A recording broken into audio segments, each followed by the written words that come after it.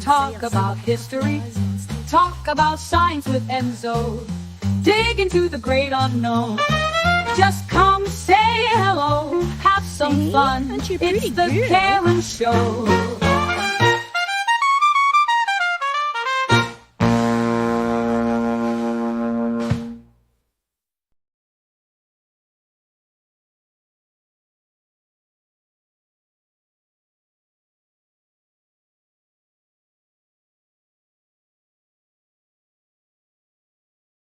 Now it has. I've still got to hide it.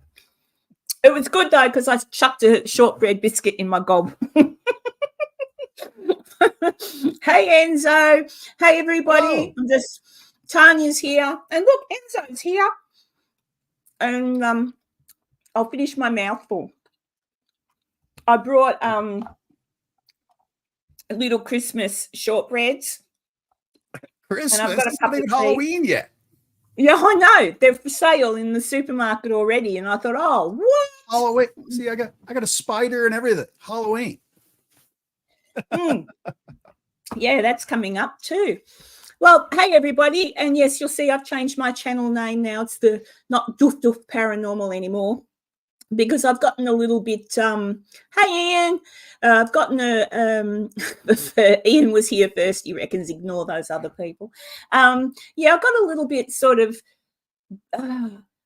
I still believe in the paranormal. I still believe there's something going on.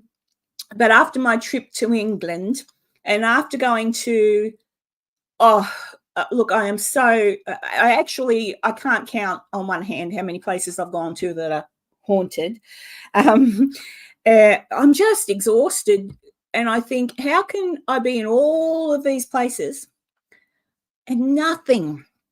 And I'm like, oh, I don't know what I think anymore. So I've still got to go over all of my footage. I still believe in weird and wonderful things that are paranormal. I still believe something's weird when we pass on and all that. But I'm beginning to get very jaded when it comes to everybody saying, ooh, I got scratched, I got touched, I'm like, yeah, rubbish. And I was with some people that were saying that while I was with them, and I'm like, I don't know. I'm just jaded. And I thought, you know what? The other thing is, sometimes it's fun to talk about things that are not paranormal. And I thought, and then people get kind of confused with the doof, and I thought, stuff it. New channel name. So that's why I did it. So I'm still going to talk things paranormal and all that sort of thing, but I'm going to talk about other stuff as well.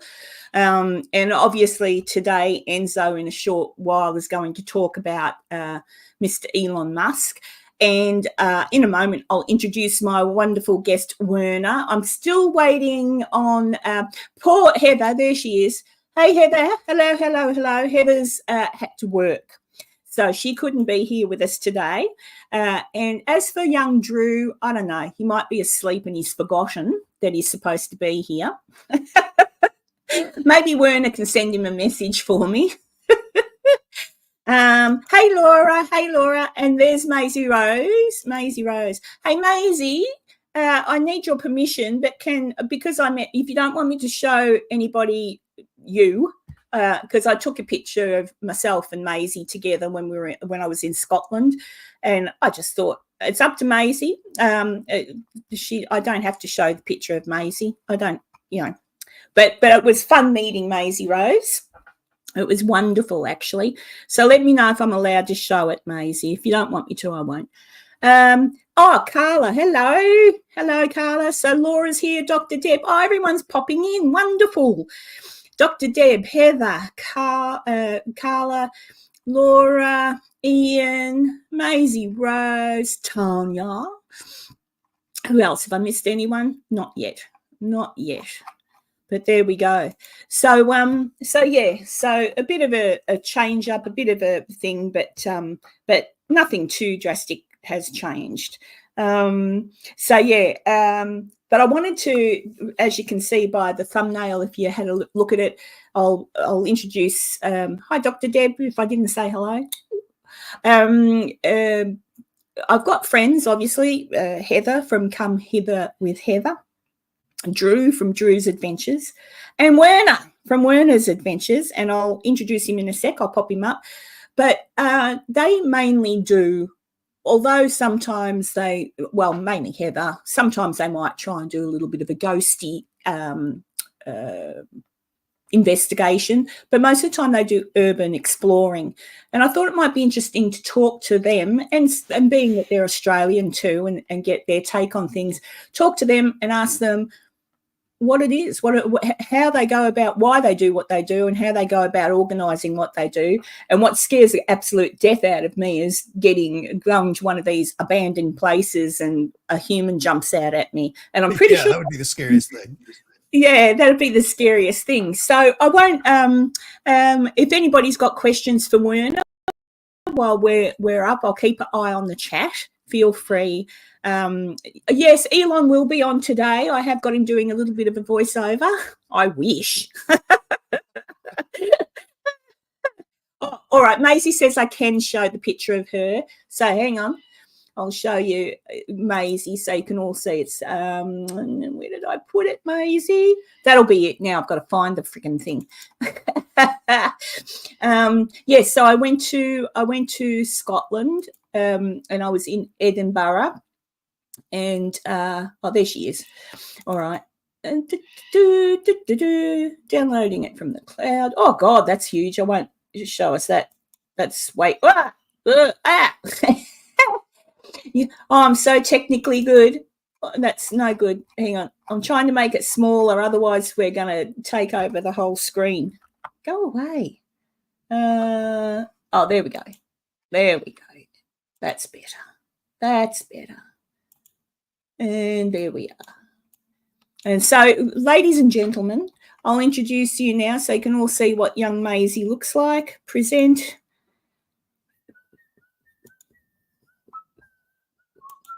There we go. There's Maisie. That's Maisie Rose. We took that picture at Greyfriars Cemetery. So it was a bit windy and cold. It was bloody terrible, actually. And Maisie decided she'd sit inside the church where it was not windy and cold and wait for me to take all of my little photos. Oh, hey, Erwin. So, yeah, we're pretty sexy, Tanya. All right. Without any further ado, I will invite Werner in. I'm not quite sure. There he is. Hey, Werner, you're on. Hi, how is everyone? Just with the typing, I'm actually on Heather's computer. Yeah, so don't worry. Yeah, you don't have to type if you don't want to. Hi, Giselle. Yes, we were having fun. So, everybody, this is Werner. So, Heather, as I said, is currently on a bus heading to work. Drew, I don't know where Drew is. He was all excited about this, and it looks like he's probably slept in, has he, Werner? He has. I just had a look. He's only a youngster. He's only a young man, so he's probably just stayed up late and slept in. It's 10:30 there, isn't it, or 20 to 11? I think it is. Yes. We've got daylight savings happening now here in Australia, but where I am in Queensland, we don't do it, so my time stays the same all the time. All right, so Werner, I wanted to have you and Drew on today. He'll probably pop in to talk about. I actually watched one of Heather's videos last night where you were at a place and the owners turned up and like, what are you doing? But I guess for everybody concerned, what is it about the urban exploring that actually sort of got you pulled in? Like, why did you start doing it? It's not a normal thing to start doing, going to old abandoned places and having a look. I started Urbex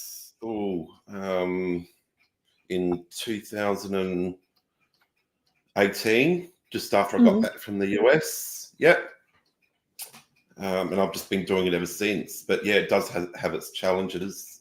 The one that Heather put up last night, I wasn't actually with them, but yeah, we've had our fair shares of getting caught by the owners. Yeah. I have you, in regard to that, like what do you think of when you're going to go and do one of these? How do you find the places? Like, what, you wake up in the morning and what do? Do you just get in the car and drive, or do you actually plan it out? So what we do is we just think of a place around South Australia. We look on Google Maps, see what we can find. Normally you can spot the old abandos with the roofs. Like the roofs are all rusted. The iron sheets are missing off the top. Tells you that they're abandoned. And then sometimes we just drive on basically a lot of dirt roads, have the old abandoned houses on them as well. Oh, but we find them. So you literally just drive around and just eyeball a place. And it's like, yeah, that looks like a Scooby-Doo house. I'm going to go check it out. A Scooby-Doo house. Absolutely, yeah. I never actually thought of that, the using Google Maps to look, because if you use like you can see from the top and you can see where it is. So long, absolutely. That's the problem. They don't update Google Maps. I don't know how often they update, but not sometimes I've gone and this place is just not there. I think it's just gone. And I know, for example, my neighbourhood is changing at the minute. Last week I drove out of the main road and there was trees everywhere. And this week all the trees have been knocked down, and it was almost, I knew exactly where I was because that's how I get out of my estate. But it was like, oh my God, that looks so different. All the trees are gone. So Google Maps don't necessarily keep up with things as they are. No. And with what do you reckon? Because I've watched a fair few of yours, and I have, but I know there's people who probably haven't watched people do urban exploring. I've watched another friend of mine who is in America, and he goes to some what I would consider really dangerous places. And you've been to America. I mean, everyone there, every man's dog has a gun. And you sometimes, like I've seen my friend, see, even Enzo's got one. And I've seen my friend go into some abandoned, like old hospitals and stuff like that, where they've still got security looking, but I'd be frightened going into an abandoned place, not because of it's abandoned, but just because you never know what's around the corner. So what have you had happen to you wherever you might have been? Like, I know you've been to America and you've gone to Canada. Actually, I'll tell someone, I've just thought of something that absolutely scared the crap out of me with you and Drew. They were in Los Angeles, Enzo, and it is on your channel, isn't it? Is it on your channel or Drew's? They were in Drew's. Yep. Okay. Hey, BJ, they were in Los Angeles in a motel/hotel, and next door to them was some abandoned stores, right? Dentist surgery, a dental surgery, etc. So Drew and Werner in downtown LA go next door to this abandoned type building, and there's people there, like men that look a little suspicious, and they're saying, come in, we'll show you, and I'm thinking, oh my God. And I think it was Drew who had his spidey senses, and he's going, oh no, and Werner's just walking off with one guy who's going to show him something, and I'm thinking, oh my God, I'll show you something, all right. The guys are probably going to mug you or worse, Luckily, they probably weren't in danger. Maybe they were okay. But either way, they didn't go inside the building with these men, and they did make an excuse and venture back to their hotel. But I thought, Jesus, not in downtown LA. Like, no. I think and those men were homeless. Yeah, I think they were pretty happy when they sort of met us, because we were Australians, and I don't think, because they asked us where we were from. We told them, we're from Australia. And they said, oh, cool. And I said, we're urban explorers, so do you mind if we just have a look around? And one of the guys, he had all these teardrops under his eyes. Yes. And look at Enzo. Enzo can tell you already what that is. I had no idea, but Drew was saying, you know, he was thinking, hey, I'm going to add 2 more. Yeah, I'm not sure. It's not all gangs do that. Isn't it one particular gang in LA? It's a prison thing. It's a prison thing, is it? Yeah. So for every person they've actually killed, they put a tear. So you're bloody lucky, isn't it? I had no idea. Hi on the road. I'm trying to click on things, but the little chat box is moving. So Werner, tell everybody, what do you reckon what's the most, because you've been everywhere, what do you reckon out of all the places you went to is the most fascinating to you? Like what did you see that you thought, wow? Well, actually, when we were in America, we went to a few places in Baltimore, which some were good and some were pretty sketchy. We caught up with another explorer called Dan Bell. This is Dan Bell.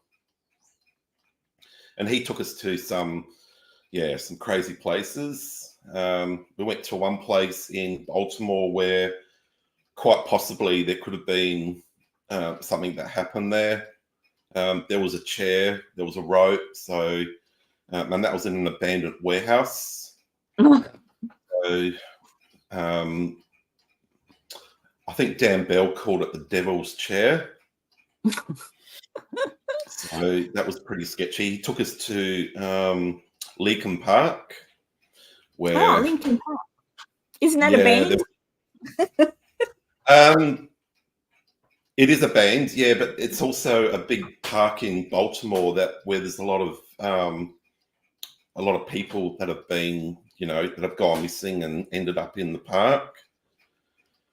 So yeah, we went to actually. I put the video up last week.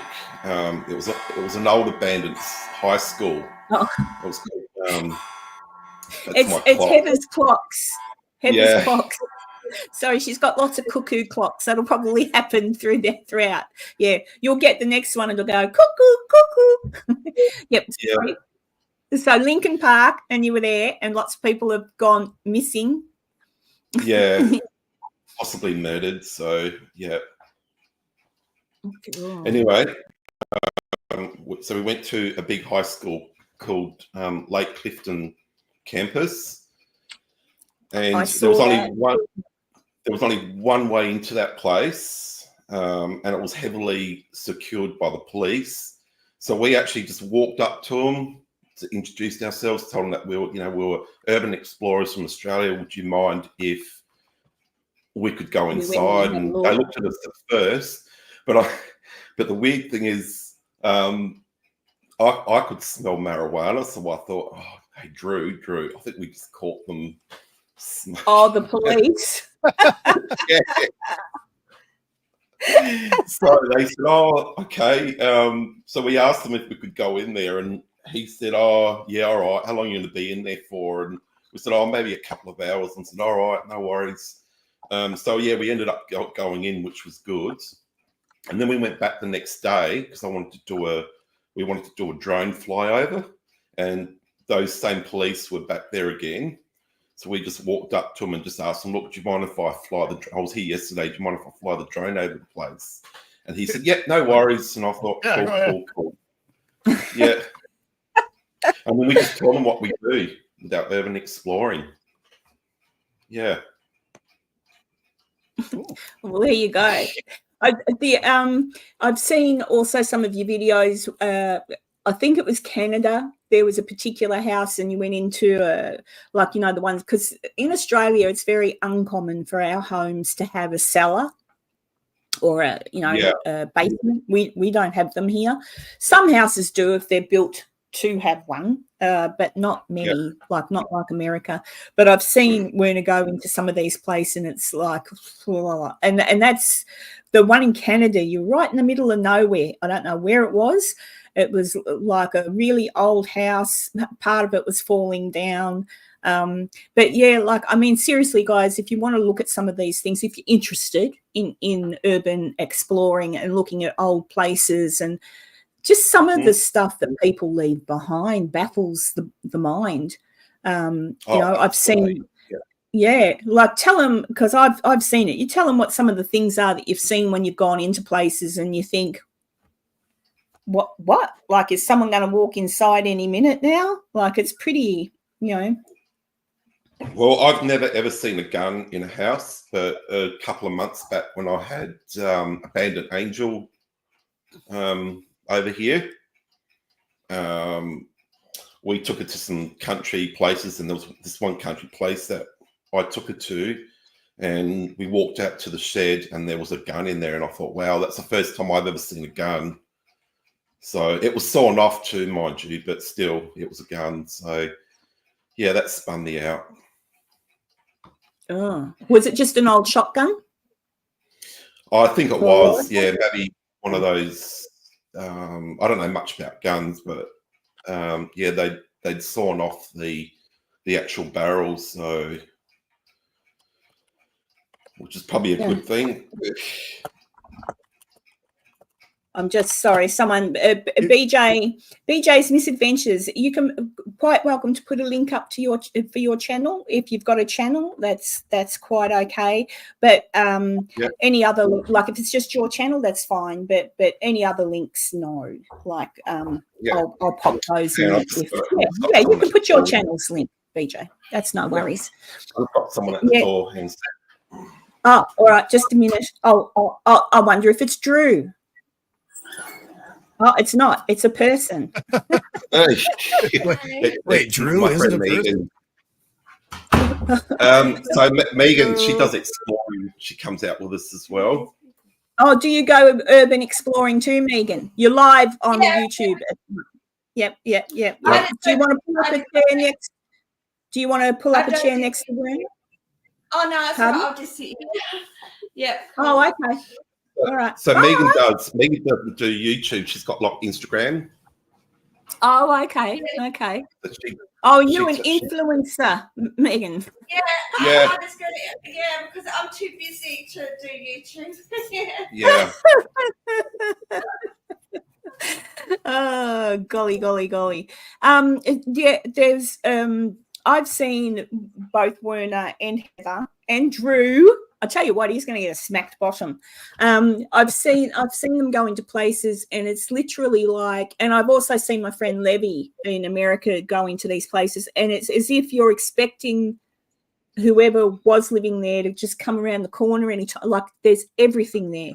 Photos, furniture, stuff in the kitchen cupboards. Like, it's literally like someone got up, walked out, and just never came back. And everything, the beds are made. Toys on the bed, beds are all made, and it's mental. And you think, I know. And I've seen, like, and you think, well, I don't understand. Like, has someone passed away, and then the family just hasn't had? I'd say that might be it. Maybe someone's passed away, and the family hasn't wanted to go back into the place. But then, nevertheless, that's a property. It's the weirdest thing, and I see it a lot on these things that I watch. To the point where it's almost disturbing. Yeah. Or they pass away and they have no family. So there's just no one there to take over. Yeah. It's really sad. It's really sad to think that because I've seen it with you, Werner, and my friend Levy, he's been into places, and there's photo albums. It's literally like you're expecting them to walk back in. And when I say photo albums, like family albums, a family photo on the mantle, kids' toys in one room I saw once. And you sort of think, Jesus, what happened? Like, did the whole family die? Like, why would you not walk in and take those precious memories with you? So the mind does boggle. And you don't know, maybe that is what's happened in some instances, but some of the things, you know, and when some of the places you've gone to as well, the old farms and stuff, I think Enzo likes cars, but tell me about some of the old cars that you've seen there that look like, you know, they're really old, but they're just sitting there. Like, Werner's seen quite a few. He always mentions the cars. Tell everyone about cars. Actually, there was a place that me and Drew explored a couple of months back, and that was that had a lot of old rare cars. Looking at one of the cars was a Thunderbird, and it's worth about $80,000. Yeah, so sitting out in a barn someplace.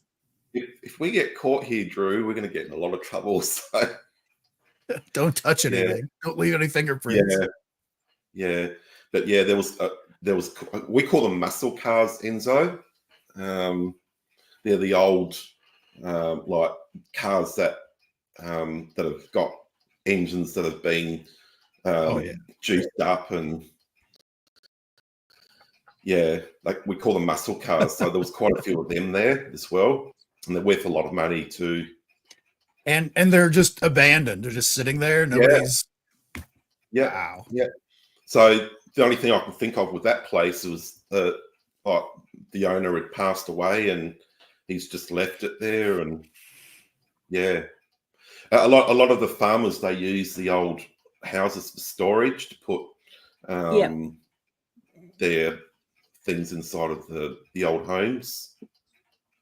Yeah, that does happen a lot here. I don't know. I think it probably happens in America as well. If you've got another house on your property, that's what you'll use it for storage. Another house or like an outbuilding or a barn or something like that. They're magnets for stuff.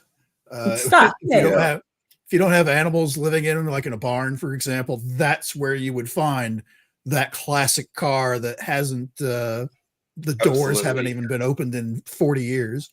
Yeah, that's like what's the name of that show that the fella's just recently died that was in the show. American Pickers. American Pickers. Yeah, they just roll up and ask somebody, hey, this is what we do. You got anything? And then you'd have some old farmer who says, oh yeah, come out here, and he'd break through all the trees in front of the door. Rolls the door open, and then there's just Americana treasures everywhere for the last 80 years in there. Ian says that's why he never explored houses. Imagine if the house belonged to your family member. Horribly intrusive. Yeah, I agree. However, having said that, I also wonder, I would think Werner and the others are the same. Like, I'm intrigued with history. So if I saw an old 30s type farmhouse in the middle of nowhere, the reason I'd want to go and have a look is to see,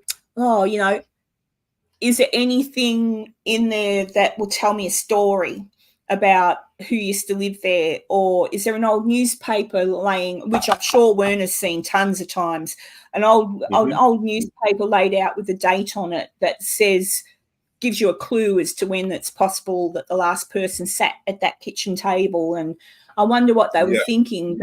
But I must admit, the ones where you walk in, like I said, my friend Levy has done, where you walk in and it's really like, hang on, someone's going to come in. Like when there's stuff there that's worth money. Yeah. And when, antiques and stuff. And I think, I wouldn't want to get seen in here because they might think I'm going to steal.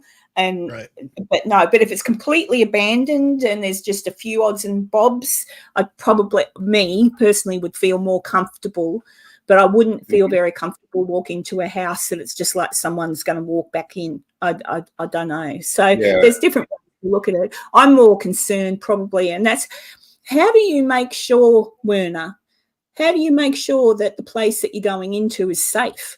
Like, as in, like, there's nobody there that could hurt you. Well, that's the chance you take when it comes to urban exploring.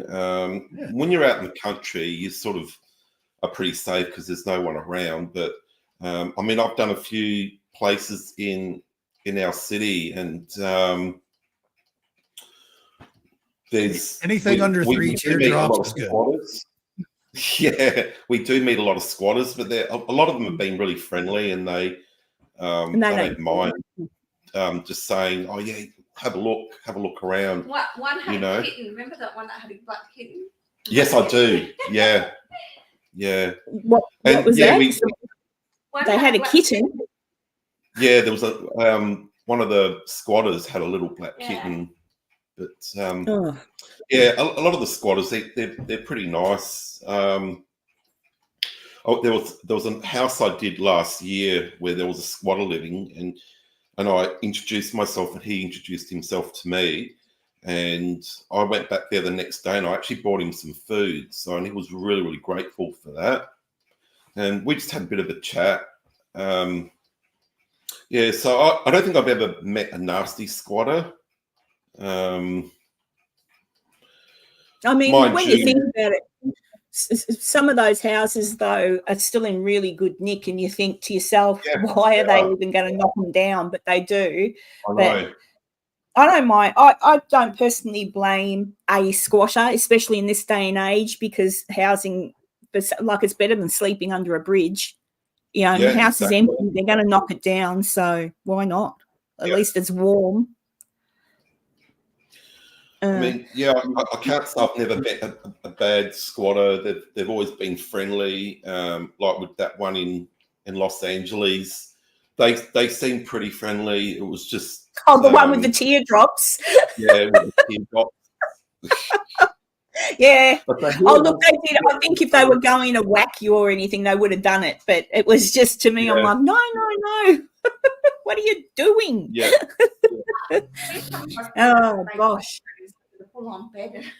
We've come across squatters that have made bedrooms, like put beds in there and furniture and everything.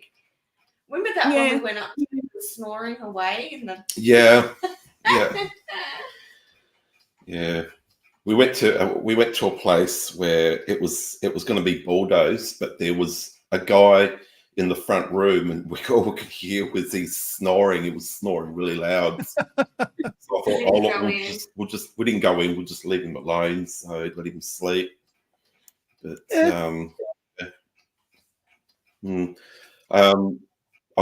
me, Drew, and Heather. We went out on a Saturday night out to the country, and we were filming an old abandoned farmhouse at night, and unfortunately, we got caught, and the people that caught us were really, really nasty.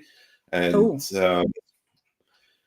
Heather and Drew are sitting in the car, and I'm trying to keep the peace. So I'm out there, trying to talk to them, just saying, look, we're only taking photos. We're not doing not stealing anything. We're not taking anything.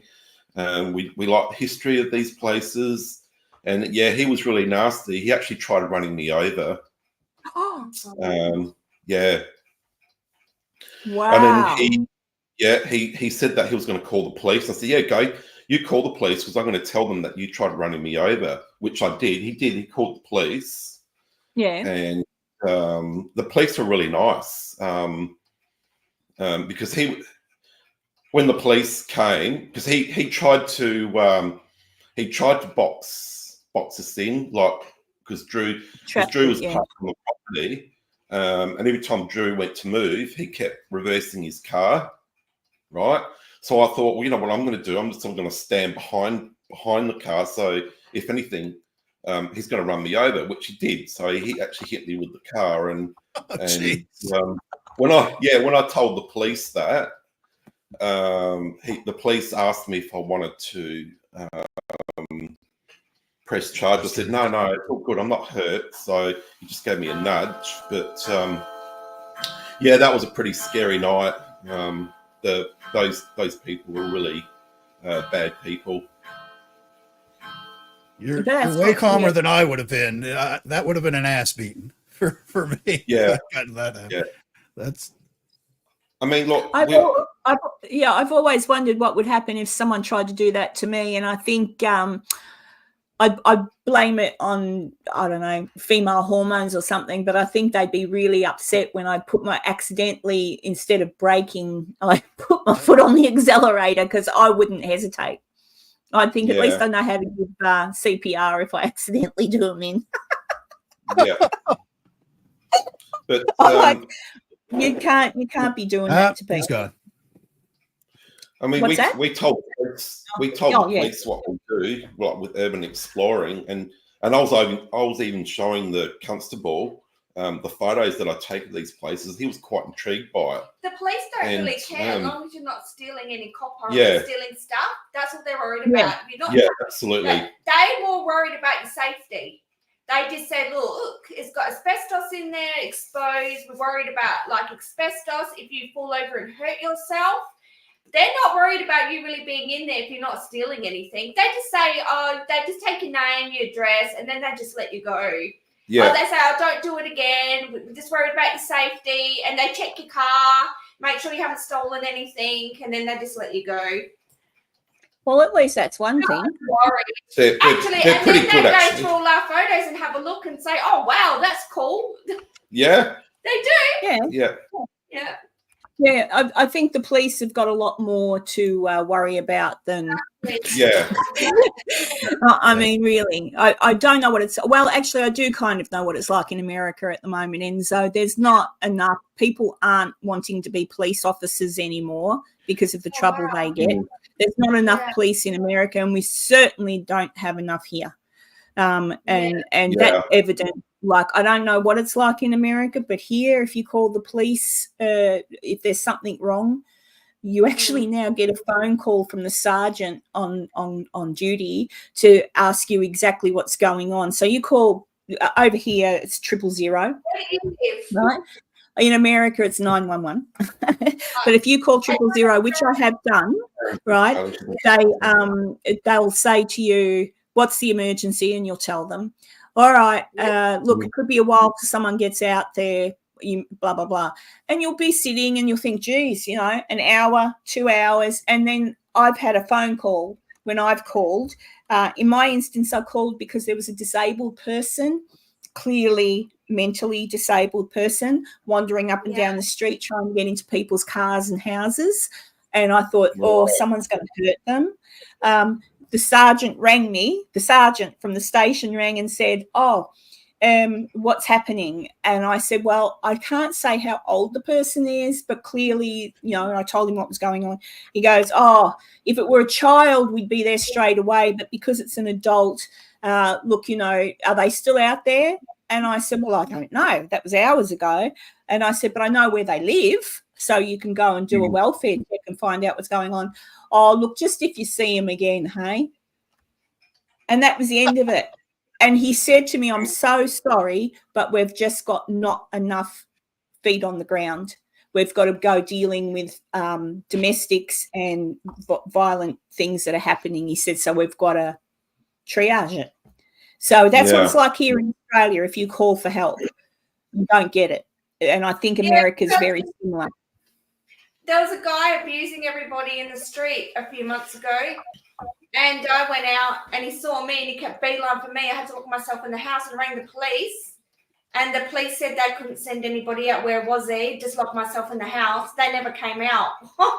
And even like my neighbour called the police and they just didn't come out. But he walked down to the main road and they didn't give a shit about him anymore when he walked off to the main road. See, where is he now? So he's going off towards the main road. And they said, well, give us a call back if he comes back into your yard again and starts up again. Yeah. Okay. But that's why. It's not because it's not like it was when I was a young woman. We had tons of police. But then the government cuts the funding, and that's what's happened in America as well. They cut the funding. Someone stole my clothes once, and then the cops were actually bringing girls around to my door asking me, are these your clothes? This was back when I was 14. Yeah, this was back in the 80s. Oh, well, that's different. Back in the day where the police could come and do that. I rang the police today and said someone stole my clothes. They wouldn't give a shit. But no, they say, oh, well. Yeah, they'd say sorry. Your clothes. Oh dear. Yeah. But Ian says you haven't been caught until a guy pulls a shotgun out, then tries to run you over. Well, no, not yet. Not yet, but even here in Australia, you're not allowed to do that. Like Australia, there was a guy squatting in someone's shed out near Gawler, and they shot him dead. and him and his son are now in jail. His son's in the Port Augusta prison, and a friend of mine shares a cell with him. A friend of mine's partner shares a cell with him. Him and his dad found this squatter guy who was squatting in their shed, so they got a gun and shot him, and that was out near Gawler. Yeah. So yeah, they've been charged. Yeah, they shot him dead because he was squatting in their shed. Yeah. You can't do that. I know. Yeah. You can't do that. You can't even do that in America, can you, Enzo? I know, but Yeah. Well, if you feel like you're in danger, then yeah, that's a suburb of Adelaide. Out of Adelaide. I mean, that's right. well, here in Australia, if someone breaks into your house and you defend yourself, and in defending yourself, so they've broken into your house, it's not like America. They break into your house, you've defended yourself, and oh, shit, I've killed them. I hit them on the head with a bat or whatever, all right? You will be charged with murder.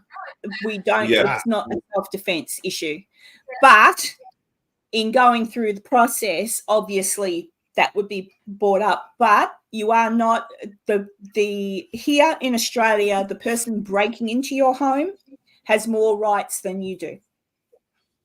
It's not like that in America, so far as I know. It depends on where you live in America. Most places, if you're inside your home and somebody breaks in like that and you're defending yourself and they end up dead, in most cases, no matter what, you're probably still going to have to go downtown just to answer the questions and go through the thing and all that. And I don't think you would necessarily. It depends a lot, and that depends a lot on where you are.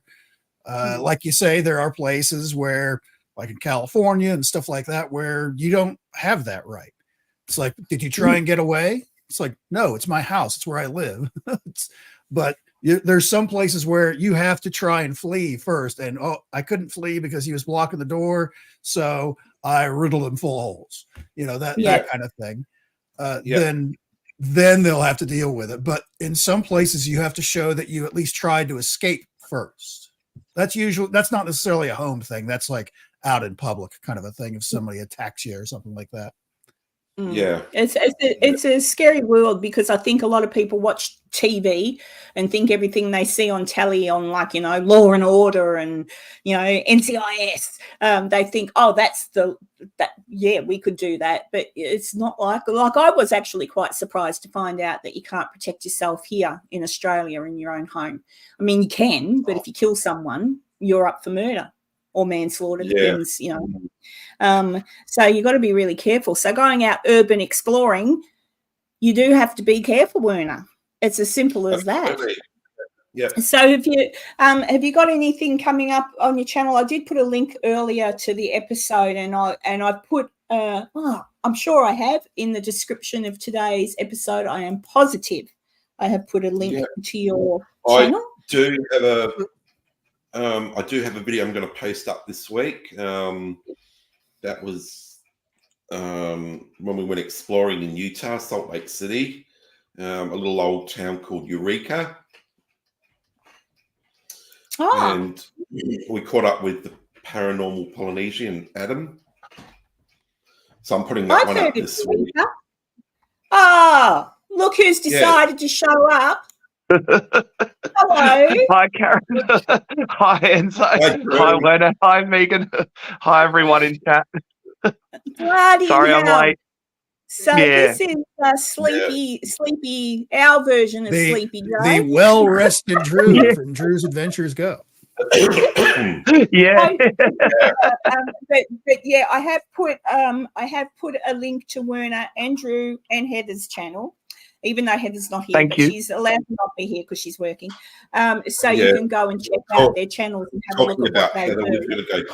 We've got to go pick her up in a minute. Oh, you're going to pick her up? Yeah, because no. Sorry, this is going to turn into a domestic for a second, guys. Give me a second. I said to Heather this morning, who was catching the bus to go to work, I said, Heather, and then, an Uber. She called an Uber to work. And I said, that's going to cost you a bit of money, Heather. I said, get Werner to to drive you to work. Oh, he won't drive me to work. No. And I went, what? I said, what? And I said, you go and tell him to get his lazy ass out of bed and drive you to work. But there you go. Werner's just announced that he's going to go and collect her from work. So, you are. So it's Megan's mum's 70th today, so we're just going for dinner, for lunch. You are going for dinner. Heather was very pretty when I saw it earlier. Well, look, I'll let you go if you like, Werner. You guys can go because Drew's here now. So Drew can yeah, he'll handle the rest. I did have a question, though. What I'll do is I'll pop in on the comments. So no, that's all right. Hang on, Enzo's got a question for you, Werner. I was curious if any of your folks have gone into like an old mine, like a coal mine. Yeah, really? Yeah, I'd love to hear more about that. Oh, where did you do that, Werner? So actually, that explore that I was just telling you about, the one that I'm putting up this week, that was an old mine, and it was up on a hill. And the story with that one was, I don't know, Drew, remember we went to that mine where those illegal immigrants were camping? Yes. Yes. Retrieved my drone. Yep. So I was flying my drone to this big mine site. And in Utah. I lost signal. So I had to go retrieve That was freaky. Yeah. That was so freaky. Here I am on a massive hill. I could hardly breathe. Yeah. Yeah, thinking that I was going to get bitten by a rattlesnake. Yeah. You could hear them in the bushes. Oh, yeah. Yeah. The heard them rattling? Oh, boy. I found the drone. And I explored the place as well. And that was an old mine. So we don't have a lot of mines here in Adelaide. No. And the ones we do have are very, like you wouldn't be able to get into them. Yeah. It's not like America where you can just find a random mine and murder somebody and shove them down the shaft. Actually, the reason... Melbourne, she's been shoved down a shaft somewhere. Oh my God! Yeah, and there's actually there was a 3 people that were going mining near Kalgoorlie in Western Australia, and only 2 of them were found. One was found in the shaft, and the other lady has never been found. His wife, and the person who got out of it with no, scars and issues, he was investigated as to whether or not they'd had an argument, a falling out over the fact that they'd found something really big, and had a fight. And that kind of thing can happen too in mining, because I've done a little bit of gold searching. And so always pick who you go with very, very carefully, because the last thing you need is someone to go, you found a that's right. You found a 3 ounce of gold. You mean I found it? Yeah, that's it. Right. Yeah, pretty much, Enzo. Yeah, pretty much. Yeah. So it can get very interesting if you go out in the wild west of mining. And I mean, I just came back from Coober Pedy a couple of nights ago. And Coober Pedy, for those who don't know, who are watching, it's pretty much about 50% of the residents live underground. And they have a strong police presence there. However, even with that, I picked up a lot of a sensation that, if you messed around, you'd find out pretty quickly, right?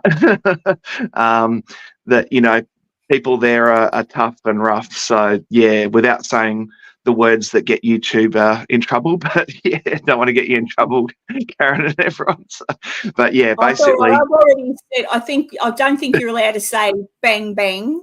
Yeah, and no, I've said that word. I've said that tons today. I don't know. I don't know why we can't use the English language on YouTube. That's right. That's right. Yeah. Anyway, guys. But no, mine fight. Yeah, he had an Yeah. unfortunate Yeah, accident. hang on a second. We'll let Werner go. He's got to go and get Heather. So thank you, Werner, for being here on time. Yeah.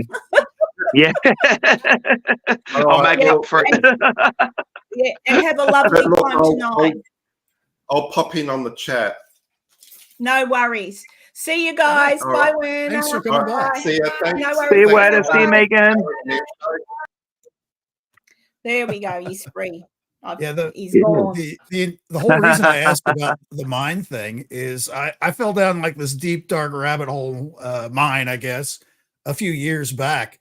There was a guy in Southern California that bought an entire old ghost town, like pennies on the dollar kind of a thing. It was just a real estate, sell it to get rid of it. There's nothing there.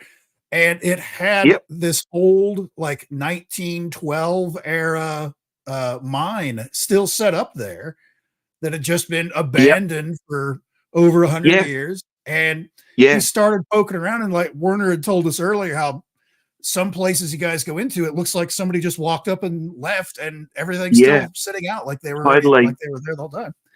And he found like the surveyor's office and all the little testing things and instructions on how to do it. So he started like going into the mine and poking around, because that particular mine was for like copper, lead, and there was something else that they got there that was valuable at the time. And so he would go down there, and this was all picks and shovels time. Nothing was automated for the early 1900s. So automation kind of outdid it. That's why they shut it down many years later. But he would go into the mines and get samples of things, and he would follow this surveyor's books to how to test it. He had a little crucible and how to do the fire and take the sample and all that stuff. He's like, this is incredible. And it's just like it is, isn't it? It is, yeah. I've been up to mines. I've got a friend who's got an active gold lease up in the outback here in South Australia, and the old timers mines, as we call them, the old timers, they really did. They left a lot of stuff behind, which is just fascinating. And we found old coffee cups, or whatever they drank back then, probably more tea than coffee, I don't know. But and yeah, you've got to be so careful, because you'll be walking along and you'll think, oh, this little patch of ground here looks a little bit, sunken in. And then you realize, oh, that's a false bottom. That's what they call a false bottom. So when you are exploring and stuff, you have to be careful of stuff like that, because even in the Adelaide Hills here, a couple of times I've walked along with my detector and thought, oh, this looks like a good little patch here. And then I'll walk near it and I'll go, I don't know, something about this doesn't feel solid above ground. And the technology, the stuff that. Well, where I want to take Enzo in Virginia City, or just outside of Virginia City, but just outside in Gold Hill and stuff, there's still mines there. They're all marked and everything, but there's still open shafts, and people have fallen in. And it has happened. Lots of people die because they're walking along and don't realise that they're walking. Because I mean, Virginia City, the whole place is all. It's a honeycomb of mines underneath, but particularly out where they used to be, there's still, I think they've got most of them sort of like, hey, be careful, but there's still be, that's just it. You got to watch where you're walking, or you'll go, that's it. They should have, rights, I guess, they should have gone in and absolutely made sure that wouldn't happen when the mine closed down, but they didn't. So exactly. And so we were talking to Werner earlier about some of the things that have scared him a little bit, and he did mention the fellow who tried to run him over, and you were trying to move your car. And then freaky. But you yourself, because you go a lot of places with just Heather sometimes too, don't you? Yes. You and Heather. Yeah. And I have watched most of your episodes. Have you got a scary story to tell anyone? Anything that scared the absolute bejesus out of you when you were exploring? Go for it. Yeah. But I think for me, probably when I've come across like hypodermic syringes, you know. That for me, at least in Australian context, is probably the grossest thing. And I hate needles anyway, right? So you walk into a building, and it's happened in a couple of times when we've gone into old car parks, especially in the city area. The city seems to be the spot where, you know, you come across these things the most. However, there's been a couple of times out in the country as well when I've found the syringes, and it's just the most disgusting thing. And you walk into a room and you think, yeah, this is, you know, this has been abandoned for a while, you know, whatever. And you look down, and then, you know, right by where your shoes are, there's a big old nasty, you know, needle just poking out, and you just go, Yeah. okay, yeah. And I always yell out to Heather, because Heather sometimes can't see those finer things. I'll be like, Heather, be careful, needles here, needles here, needles here. So literally it's stepped very carefully. I think also there's been one time when we were in a farmhouse that definitely just had an eerie vibe to it. Like, I cannot describe it. I don't know why, you know, but we walked in, it was just Heather and I, and actually she put up the video last night. So,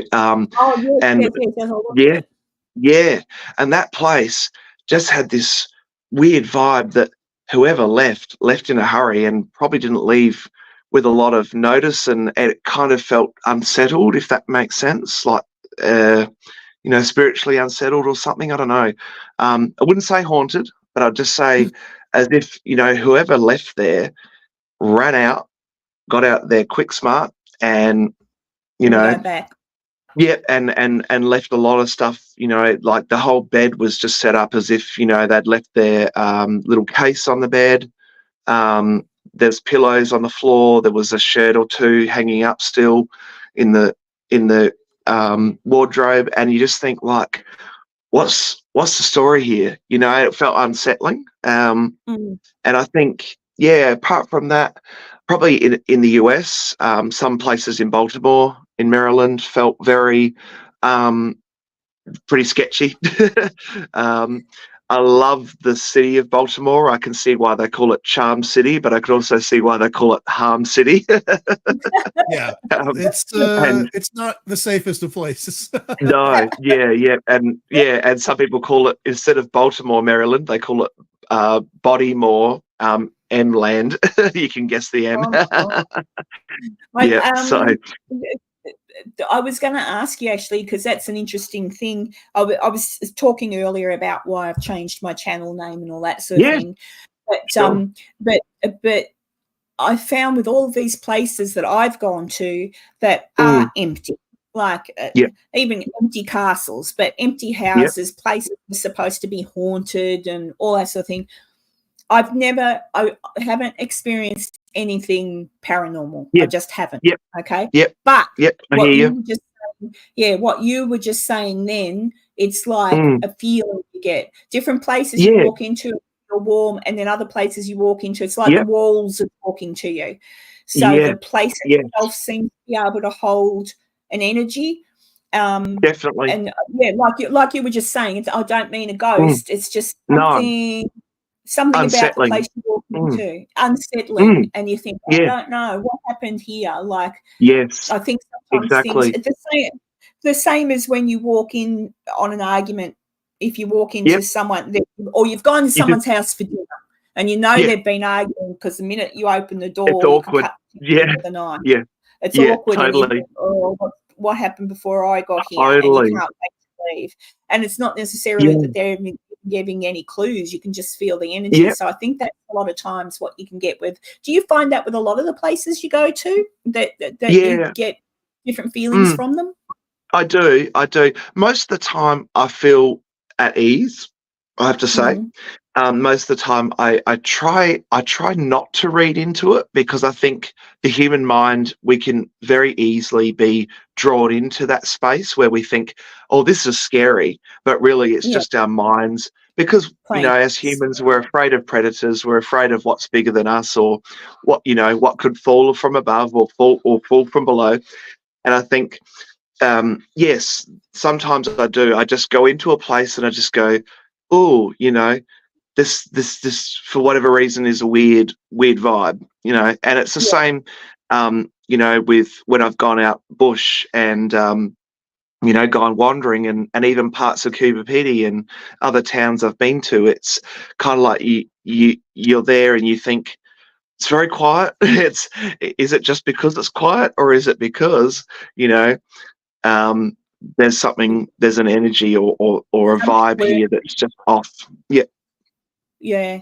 And to anyone in America watching, here in Australia, there's you get told, I don't know if you get told the same thing driving out to Coober Pedy, but I know when you get told driving from Adelaide to Perth to not, no matter what happens on that road, if someone jumps out and whatever, do not stop. Call ahead. Like nowadays we can call the police or whatever and let them know that you've seen something, but don't stop, because people, you'll probably either, well, you might live and just they'll take everything you've got, or you might not ever be seen again.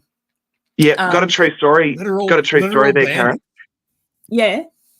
Yeah, my dad's cousin. True story. This is a breaking story. Who's passed away now. He used to do a lot of travel between Adelaide and Perth, and it's the area called the Nullarbor. And for those who don't know, Nullarbor means plain of not many trees, right? Very few trees. It's technically no trees, but there are little trees, right? And anyway, from what I understand from the story, because I've only heard it, I think, once, Dad's cousin Jeff was driving back or to Perth, and he was flagged over by a couple of people, told, look, we need a hand, right? So he pulled over. At first, all seemed fine, normal, engine trouble, whatever. All right, cool. So Jeff gets out, tries to give him a hand.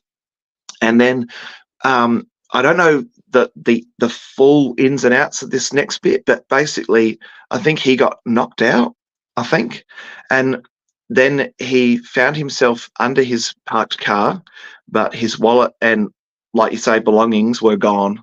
So, and this was, I think, in the 70s or 80s, before the time of mobile phones and beacons and stuff like this, that, nowadays you could probably get help, no guarantee. But, it's just, it can be the Wild West, the old Wild West. If, the more isolated you go, like you say, Karen, we didn't stop. We didn't stop on the way to for any, and the only time we did stop was once on the way back to take a photo of what was definitely a burnt out abandoned car. So, because I just thought it was quintessential outback Australia. So. Ian, the police have done something about it here in Australia. It's called telling you not to stop. That's pretty all much. they can do.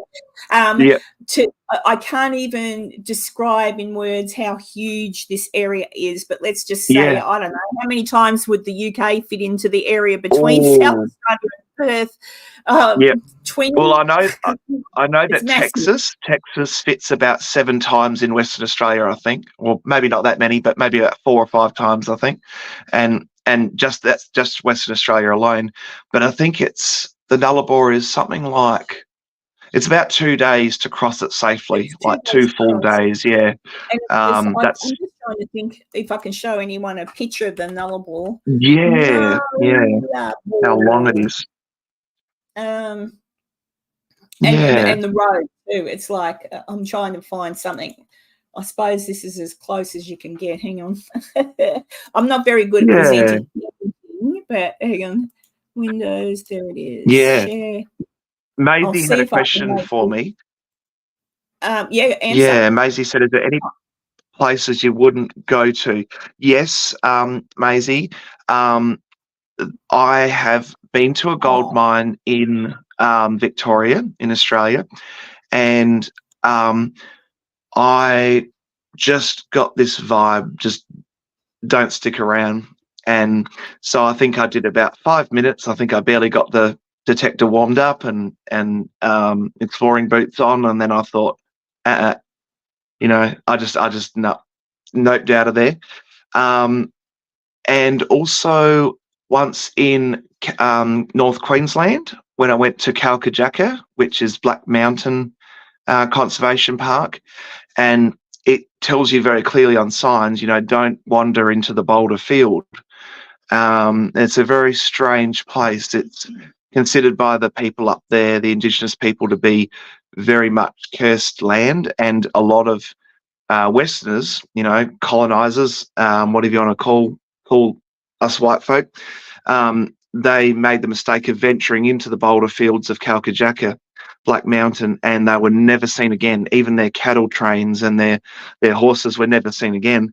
So even though I went to Kalkajaka and I filmed with my drone over it, I never stepped over that boulder area. So, oh, that's spooky. Yeah. It was really freaky. I don't know if everybody can see this, but there's the map of Australia. You can see there. So there's South Australia. So that's kind of where Drew is now, but it's 2,450 kilometre drive. I don't know what that is in miles. What's that in miles? Anyone got a whatchamacallit? About 3,800. Yeah, don't know. Yeah, no, it's more, not too sure. Hang on, let's do the miles. Kilometres to miles. Yeah. Kilometres to miles, convert to miles. Why don't you just have from, how many did I say? 2,450 kilometres. Yep. Oh, okay, 1,522 miles. Oh, okay, the other way around. Yep. The other way around. Yeah. Like cool. $1. Yeah, but it's a big drive, and the UK is probably the UK is tiny, so imagine. But it's a 2-day straight, like that's a straight drive, people. That's not stopping to sleep. That's like if you got in behind the wheel and just drove. I'm just trying to see if there's a picture. I mean, there's obviously little towns along the way, but I'm trying to find a picture to show people what the road looks like, and I can't find it. It's pretty sealed, but that's a good shot there, actually. Yeah. Yep. So that's kind of what you see the whole way. Yep. That's it. A bit like Arizona. All you see is Arizona, Nevada, parts of Utah. Yeah.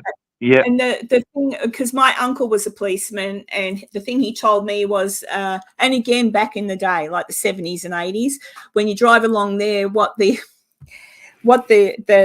people that lived in the area would do is hide behind. You can hide behind those bushes. That's right. Bushes. So sometimes someone would run out and you'd hit them. And so the natural thing, if you hit somebody, is to stop. My uncle said, if you hit someone, you keep driving. You don't stop. You don't stop. You just get to the next town and tell them. Because that's what they do. They come out and you haven't hit them. It's an act. It's an ambush. It's an ambush, and people can be never seen again. So exactly. And it's the same with the Stewart Highway. The one that goes to Coober Pedy and then up to Alice Springs and beyond. And as you might all be aware, the film Wolf Creek, which was based on two stories. It was based on the Malat, New South Wales, Belanglo State Forest. And it was also based on Bradley John Murdoch and what happened to Joanne Lees and Peter Falconio. And Peter Falconio and Joanne Lees, that situation unfolded on the highway that I was on. And up further though.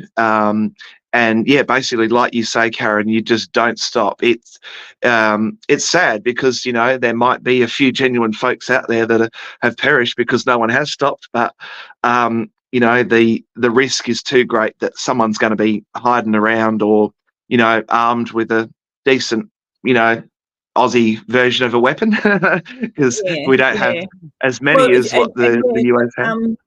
For those people who don't know, the Ivan Milat thing. I might talk about that one day, but Ivan Milat was a serial killer here. Yep.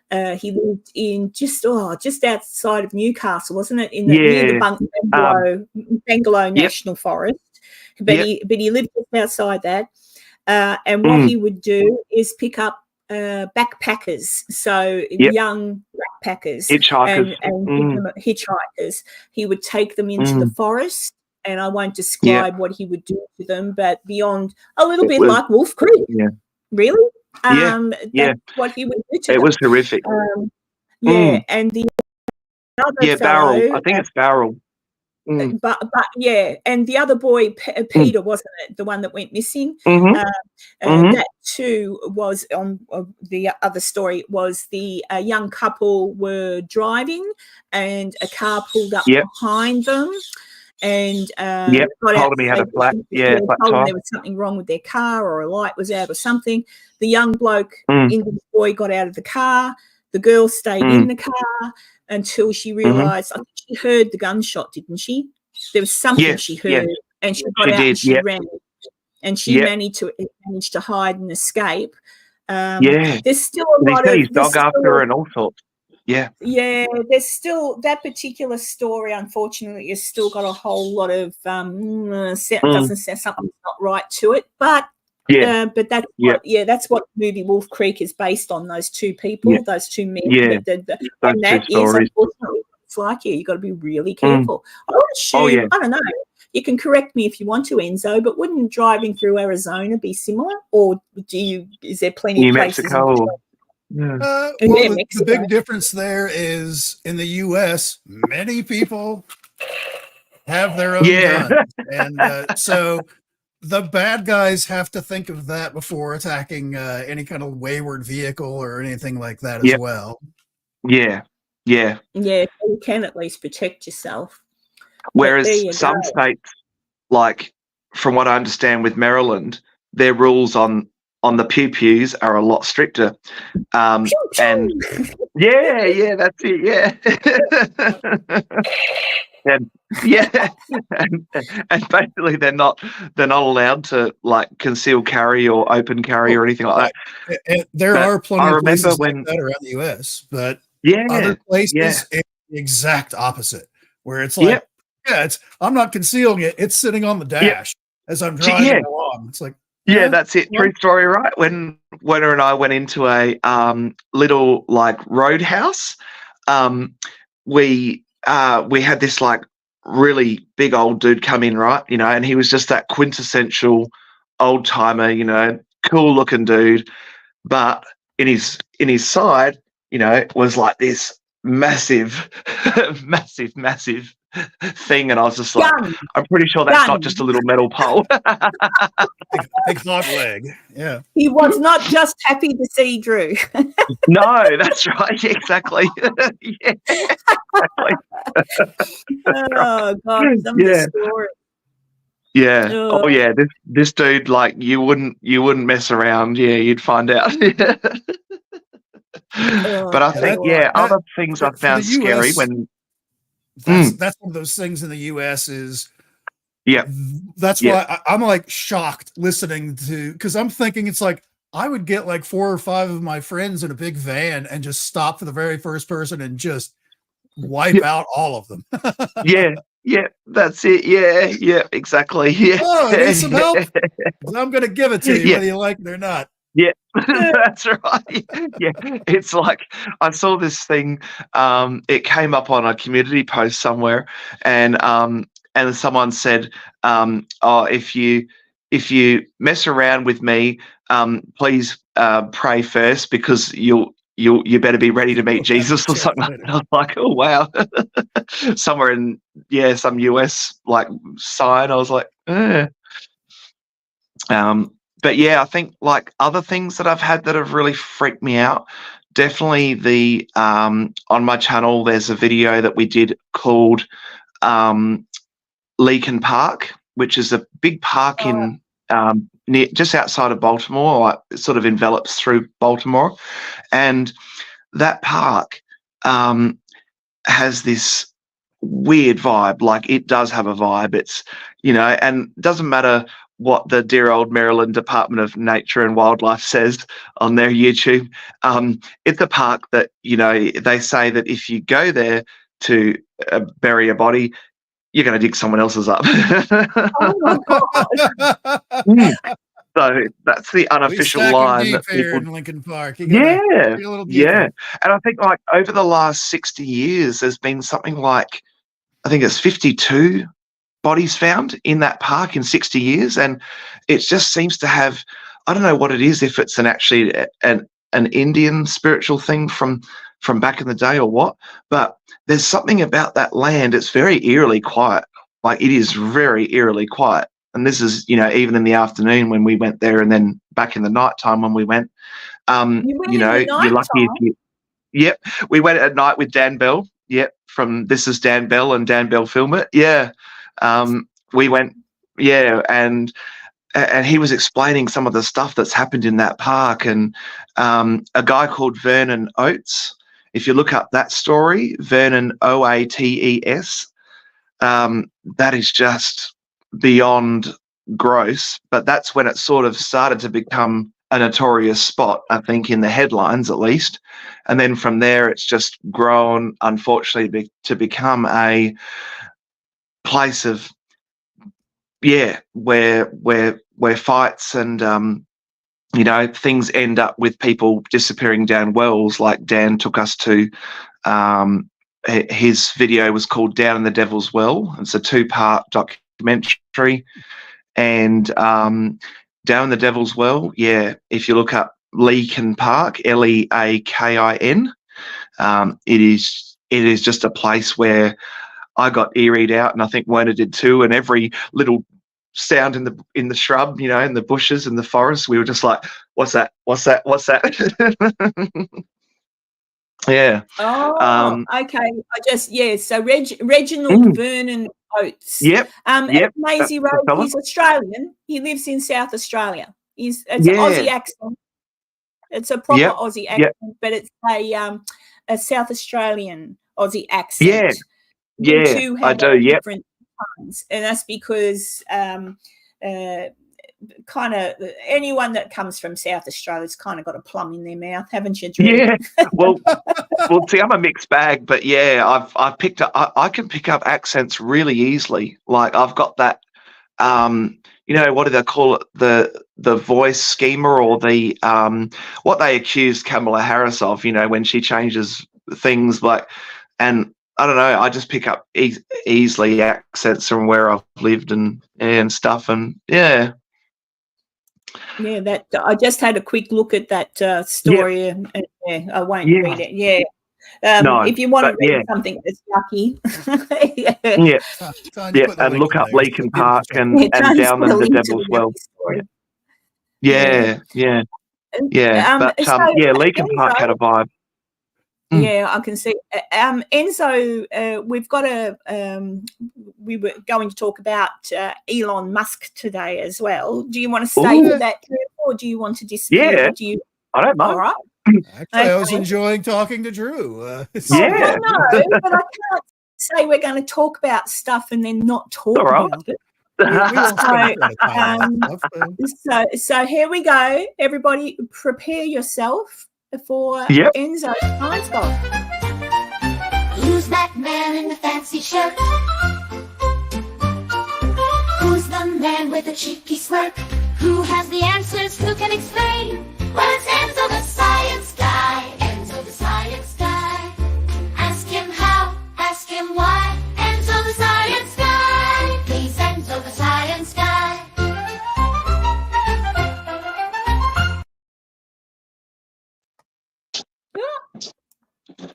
Hang on a second. I didn't know where you wanted me to start, but oh, well, that's all right. Do you want me to play the little thing of what's been new, or what do you want to do? Let me talk about a couple of astronomy things real quick, just to get it out of the way, and then we'll roll right into everything Elon.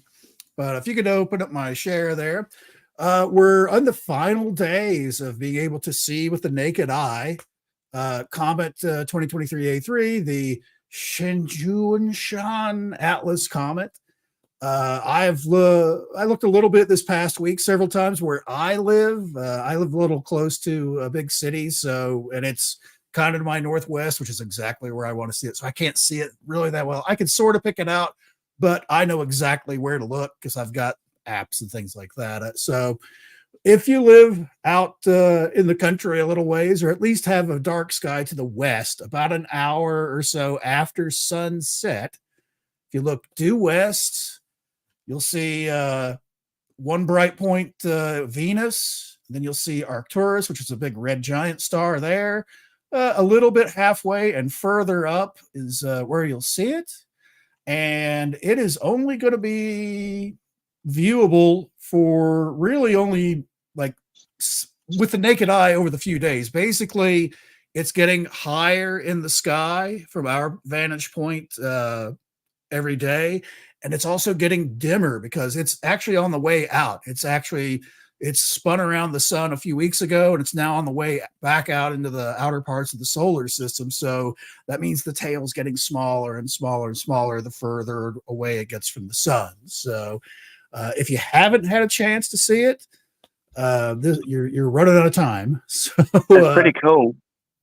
Have you seen it?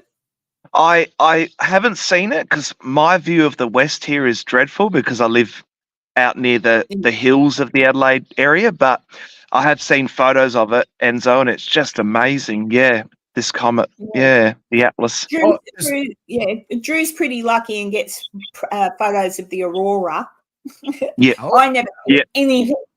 Yeah. You're too far north, Karen. You have to come down here. I know. Yeah. Into the cold of Adelaide. As a couple of people have also pointed out, we just had a full moon like a couple of days ago, so it's kind of harder and harder to see it. But it's on the downside, so we're getting smaller and smaller as far as the moon goes, which brings us to this weekend is also the peak of the Orionid meteor shower. Oh, so wow! You'll see about 25 to 30 meteors per hour. Just go out late, look for Orion. It's the biggest constellation there is. There's apps out there. If you find it, you don't know what it looks like. And you should see quite a few. It's one of the medium-sized ones. We're getting into the time of year where we have a lot of big ones that kind of all run together. And this is one of the bigger ones leading up to some of the ones in like November and December. Cool. Yeah. Like I said, I never see anything. Yeah, that's peaking. You kind of have to be outside of the city to spot those. So still pretty cool when it's. I don't know how warm it's been getting there. I know you're in your springtime, right? You're getting into springtime there. Yeah, I don't know what's happening down where you are, Drew. Like today, I'm not sure what the temperature is. It's been it's nearly 30 here now. Yeah, it's been quite warm for spring. We don't normally get this hot. Our temperatures in Adelaide have been around the early 20s in the days, like Celsius, sorry, and overnight probably around the 10 degrees mark, 10 to 15 at night. Cool. Yeah, still cool. Yep, still very cool here. Yeah. Well, it's there's nothing more fun, I feel, because I'm pretty easily entertained apparently, to sit out in the back porch at night and just have all the lights off and just stare at the sky and you just see them zink, zink, zink, zink. Totally. Yeah. Well, hang on, I was going to try something. Yeah, no, my back. I would have tried to show you the hills view from my house, but it's very hard. I'll have to walk around the house but yeah. Oh, so you're not going to show us now? I'll walk around. I'm trying to figure out. I don't know how to do the thing. Hang on, I'll figure it out. Oh, it's just it's at the bottom of your picture. Yeah. Oh yeah, more. Here we go. Yeah. Now here we go. Let's change that to facing. Oh, that wasn't it. It's all right. He'll come back. We'll give him a few minutes here. He's not still talking. He's probably still talking. Dear, he'll come back. Actually. Actually, you know what? He probably is still talking because he probably hasn't realized he's disconnected himself. Oh, here he is. There we go. So Hey. yeah, so this is the view from my house, and that's the Adelaide Hills. Yeah. Nice. So yeah, the hills up there. Yeah, all the hills just out in that distant area. That's a nice view. It's still lovely, yeah. Those are still relatively low. At sunset tonight, take a look to the west. You might still be able to see that comet. That's right. Yeah, exactly. Because it's about, what, 15 degrees, isn't it, Enzo? 15 degrees-ish or something, someone said? Horizon. It'll basically, if you line up where Venus and Arcturus, those two stars, those 2 points of light I was talking about, kind of between them and up a little bit. If it should be fairly prominent if you can see it at all. Okay. Depending on just how dark it is for you. Yeah, an hour or so. The lower you'll see those two where Venus and Arcturus are. The lower they are to the horizon, the greater chance of you being able to see it because it'll be darker. Right. Oh, cool. Yeah. There you go. Yeah. That's cool. Yeah. That comet's probably only got about another week, maybe a week and a half to be able to see it with the naked eye. If you had binoculars or a telescope, you could still pick it out. He tried to switch it back and is gone again.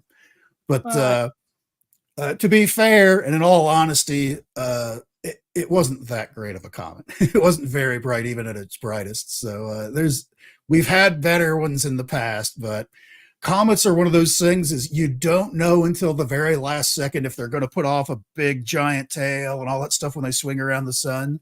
So they're hard to predict to tell people about. Yeah. Do you want to talk about Elon now? Yep, we can roll into Elon now.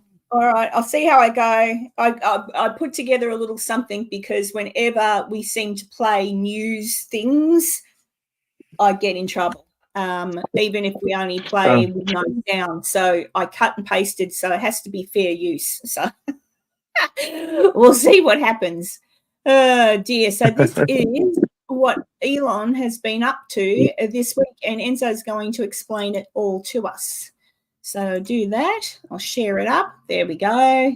Hopefully the sound works. Let's see. Oh yeah. That rocket was pretty amazing. Do you have sound along with this too, or am I talking over this? No, but that's cool. I just didn't want to talk. If there was talking, I didn't want to talk over it. No, Elon talks in a minute. Okay. Well, this is like the bottom part of the rocket. This is the booster part, and this is just the how amazing this is, because one, this is a very big structure, and this is the first time they've ever had it where something that big has come back to land on its own, and they've got this wacky contraption that they call it the chopsticks that come in and basically grab hold of the top part of the rocket as it stops and holds it. This is the first time they've ever been done, and they nailed it. It was amazing. It was totally amazing. And I thought to myself, I mean, that's a first ever anywhere, because normally most people will understand that they just fall into like it's a one-use thing, and they cost millions to make. And so to be fair, the space shuttle, if we remember that from many years ago, it had two solid rocket boosters that were on the side of like that big orange tank, and then the space shuttle was kind of bolted on top of that. They were reusing those side ones, but they still fell into the ocean, and they'd have to pull them out and do this giant inspection and all this other stuff. It's landing right back to basically where it took, right next to where it took off from. So you don't have to go fish it out of the water or any of the other stuff. The other part, the upper part of that, like we saw in the beginning of the video, this is what the Falcon Super Heavy or whatever it is they're calling this thing. Yeah, that top part, that's the part that's going to be taking like people to the moon and, well, not Mars. I want to do something bigger for Mars, but that's what's taking people to the moon next. is so cool. That upper part is designed to do the exact same thing, but they need a much larger structure to land it at, and it wasn't. Their idea is to put that out into the ocean like they do their other smaller ones, and it just wasn't ready yet. So they're like, screw it, we're going to set it up like it's going to land out there in the ocean, but it's just going to fall in the water. Because to be honest, they don't know. There's a billion things that can go wrong, and they certainly have gone wrong in previous flights of these things, because it's kind of how it works. I know America's early space program was abominable. We blew up a lot more than we got in the air in the early days, but that upper dark part is designed to do the exact same thing. It's supposed to come down and land on its own, just like how we saw that lower section. And from everything they can tell, because they had it splashed down out in the Indian Ocean someplace. And basically, they said if there had been a platform for it to land on, it probably would have been okay, the way that it came down. So have you heard about Point Nemo? Have you guys heard about Point Nemo? So Point Nemo is, it's like this spot where apparently it's like the ocean's most dead zone, right, in terms of marine life and all that. And it's like off the coast of Chile, and I think between New Zealand, I think it's the next major land mass. And apparently that's where they dump some of the old satellites and stuff that come back into re-entry. They try and aim it for that. Point Nemo. They intentionally try and aim, when they have an old satellite that served its purpose and it can't do whatever it needs to do anymore, or it's damaged or whatever, they try and deorbit it to put it in this one spot in the far southern Atlantic Indian Ocean area. And it's called Point Nemo because if you look at it on a map, there's nothing out there. There's no little tiny islands. There's no civilizations. There's no it's just blank. As a matter of fact, if you were on a boat in the middle of that, if you were standing in a boat, the closest humans to you would be whoever the astronauts are in the ISSs they go. It's crazy. Well, I'm wondering too what Elon's going to do, because the Californian government is pissed with him for supporting Donald Trump. So they've said he's not allowed to do any more launches than he's currently doing. They're putting a ban on the launches because he wants to obviously do more to get this happening. So he's going to have to. I mean, hello, Elon. I'm pretty sure the Australian government would love the business. I feel like that's something I feel that they're going to get over it eventually. But they will get over it come November 6th. Well, that too. But one of the big downsides, electronics wise, or nerd geek tech wise, is that they haven't been able to put up as many the new Generation 2 Starlink satellites, which they were planning on the end of this year having enough of those up to where you would be able to use a regular cell phone and be able to use the Starlink. Basically, each one of the newer Starlink satellites they're putting up are like having their own cell phone tower in space above. That's cool. Yeah. So the early ones, because there's not that many up, would be like if they had been able to keep up, the traffic that they wanted to do, you would be able to text. You could text back and forth with anybody from anywhere on the planet. That's cool.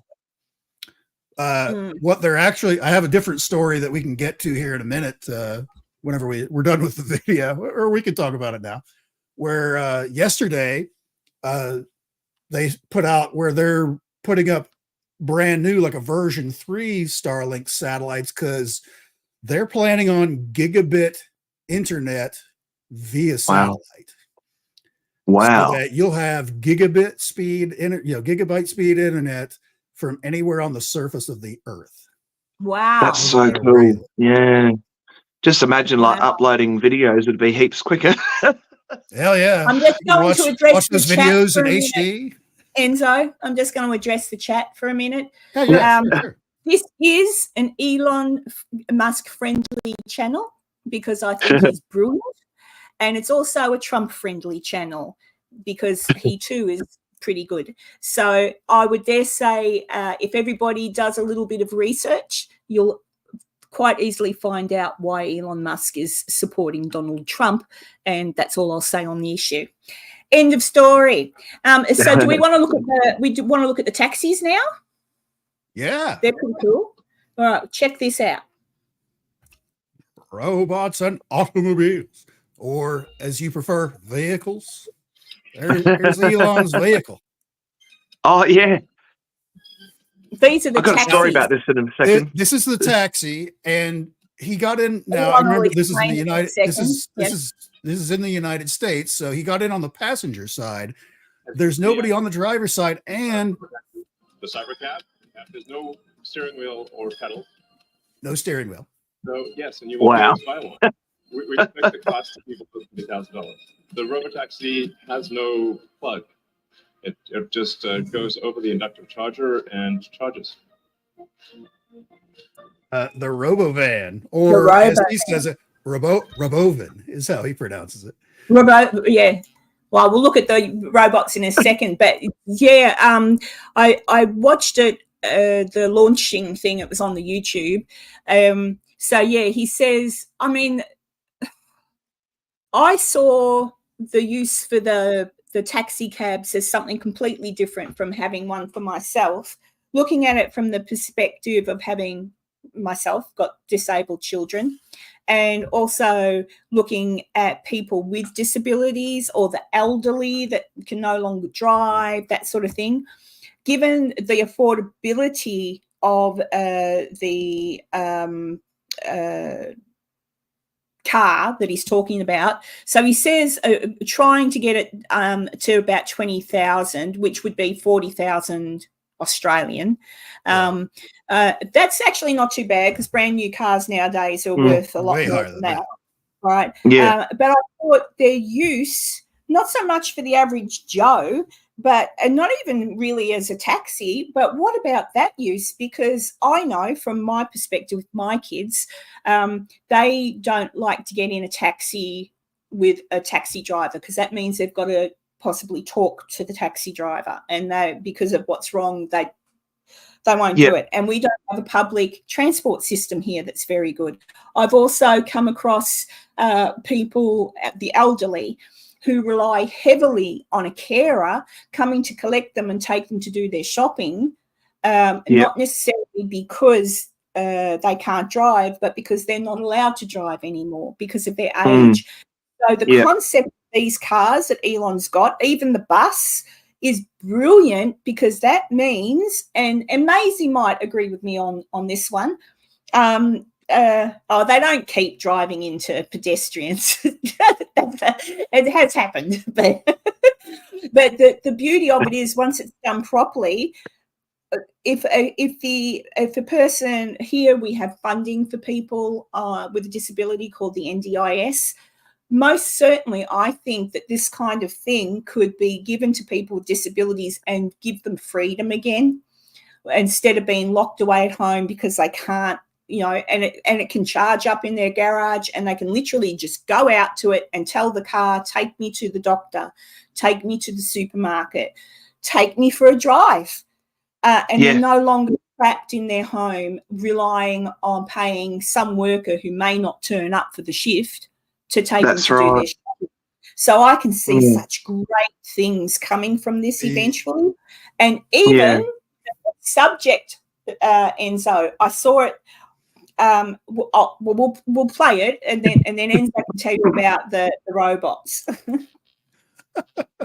Actually, could you pause this for just a second? Because I wanted to talk a little bit about the van. Oh, okay, go. Can you scroll back to the van a little bit? I can scroll back. It shows the inside, where it shows, like, I think it can carry 12 people. 20. Yeah, right there. Yeah. Something like That's it's cool. like 12 or 15 people it can carry. Wow. Me 20. being like 20 people. half a van lifer, a person like myself, because again, there's no driver's seat, there's no steering wheel, there's no gas pedal, there's none of that stuff. You just get in and tell it where to go, and it takes you there. And actually, in the full release video where they did live on this, they did it for the smaller one, the actual car, he basically just walked outside of the place and like did a Tony Stark kind of like come to me thing on his watch. It was in a parking spot, backed up out of the parking spot, and drove around to where he was so he could get in without a driver, without any assist or any of that other stuff. Or for the van, this could be someone's mobile home. This could be someone's house. If you ripped out all those seats back there in the back and put in a bed and a desk and a big ass TV or whatever you want, and maybe a comfortable, keep some of the other chairs just to sit in. Yeah, exactly. Star Trek. Where for someone like me that I plan on doing a bunch of traveling and I'm going to buy a van, it's going to have a bed in it, and I'm going to have. You can just let the van do its thing while you sleep. Exactly. Or go out to the club and get too liquored up at the bar and you're like, take me home. That's right. Take me home. You do, but like obviously they're working out glitches and stuff. He said the car will be getting manufactured 2026. He's hoping for and he said, so all going well, and that's the thing, all going well. We've got to see what happens, and but they want to have it in. He said they've got 50 of them at the moment that are made, the taxis. I don't know how many of the buses he's got, but I mean that's a good looking bus. I mean that's like, look at it. And just quickly too, it looks like a chocolate. There's one of his trucks that has actually today's Beta Birdwood run here in Adelaide. Like one of Elon's vehicles is actually part of the future display of vehicles, because the Beta Birdwood is mostly about classic cars, right? But there is one, I think it's called the Cybertruck. It might be the Cybertruck, but he's put that. Yeah, he's got that in today's run. So if you look up Beta Birdwood, South Australia, you will see pictures of that. But I just wanted to quickly add it. That's pretty cool, because it's just like I watched it. There were people complaining about the launch, saying, "Oh, he says maybe 2026," or he says, "I'm like, Jesus Christ, they're like a kid that's ungrateful at Christmas. Look at what he's made, dudes. Like it's fascinating. So just." Fuck's sake. I wonder what's wrong. Cheryl's question, these are all electric vehicles, so no gas, no diesel. You charge them. And the new ones, like he said, like now at the moment, how you see all the Tesla charging points, you've got to plug in the plug. These ones don't have a plug-in plug. You literally, like you know how you can set your mobile phone on a pad and it charges it without plugging wireless it in? charging. Wireless charging, it's conductive charging. I think that's what he called it, conductive. Yeah, it's the same idea. Basically, you would have, like, wherever you park it for the night, you would have one of those pads on the bottom. Yeah, there was a picture. There's a picture of the pad in there. Yeah, you would have whatever it is sitting, like you see in the black and white cartoony thing there, where it would be like under the left-hand side part of the vehicle. Driver's side for the US, passenger side for you, where it would just park over top of that without any physical connections at all. Wow. And again, this would be one of those automated things where it drops you off in front of your house and it's like, go park. And it would pull into the parking spot and like close the garage door or whatever on itself, where it's just its own little thing off to the side there. And you wouldn't have to do anything. Amazing. No, it has been built. The van. They're all prototypes. Everything you're going to see here on this whole thing are all except for the taxi. He's built 50 of the taxis. But he's only built one of the vans. I think he's just got one. But nevertheless, bloody hell, like a pretty cool. And then the robot, I was blown away by the robots. I saw one. I don't know if it was bullshit or not, but I'll talk to you about it in a minute. But okay, like, check it out. That's so cool. Yeah. Yep. Wow. Can it chase the guy that steals that package on the porch? Oh, probably. Yeah, I I'm just gonna thought. have to. I'm Oh, gonna you have got to to head go. off, guys. Yeah. Oh, you got to go back to bed. You got to go back to bed, Drewy. No, no, nature is calling. No, that's all right. We're going in a moment anyway. We finish. Yeah, We finish at 12. Lovely so. to chat. Sorry I was late, everyone. This has been So fun. yeah, All right. Thanks for coming, Yeah. Drew. Thanks, same. buddy. Yeah, no, Bye. thank you so much. Bye. Yeah, ciao, everyone. Bye. Bye. I've got a link to Drew's channel in the description, guys, too, if you want to go and check out those Lincoln Park videos. That'd be pretty Maisie, stop it. I do know, and it's enough. It shows me you're vans watching are rocking, fake don't come news. knock. Now, what was I going to say? Yeah, the robots. I saw they had the handlers in the car, or not in the at the event later, and I thought surely that's not true. Like that's too good to be true. But they had one of the handlers introduce the robot to a person there. And the guy goes, oh, they talk? And he goes, do they? He goes, yeah, because he said the idea is that you can have them for a friend. You can either have them to do stuff around the house, but they can be a companion. And so the guy goes, oh, all right. And he says, what's your name? And the guy says his name. And the robot goes, oh, hey, so-and-so, where are you from? And starts having this full-on conversation with this guy. And I said, oh, surely that's fake. But it wasn't fake. The robots can hold a conversation. There's a certain part in that conversation where they're talking about where they're from. He's like, because the robot asked the guy, hey, where are you from? He's like, actually, I'm from probably where you were, close to where you were born at. I'm up in the tech, where all the tech places are in Silicon Valley. And this is where I thought, okay, this has to be somebody like on a microphone in a van somewhere, like a short distance away, like talking to this guy through the robot. That's what I thought, but it wasn't. Because the robot actually like stammers a little bit while he's like thinking of the next thing to say, where he's like, oh, well, I know what you're talking about. I live over in and he says, I live over in Palo Alto area. Oh, okay. Yeah, I know exactly what you mean. That's close to where I live. Blah, blah, blah, blah, blah. But the actual voice coming out of whatever the robot was, whether it was genuinely coming from the robot's AI, or if somebody was off to the side talking to a microphone like I am now, did that little pause thing, which is normal for a human to do that slight pause, that like thing. And I was like, whoa, wait a minute. If that's real, that just makes it that much more like an interactive human type experience. Like just those little ums and ahs. That's my understanding, that it was like, because I thought, oh, that's not real. Then I looked into it a bit, and it's how they programmed it. That's what they want it to do. They want it to be someone's friend. And I thought, again, here's something that would be perfect, not for your average Joe. Like, I don't need a robot who's a friend, but how many people live alone, don't have family, or are elderly or disabled and can't do stuff for themselves? It has such beautiful, like, it's got the promise of a really good use.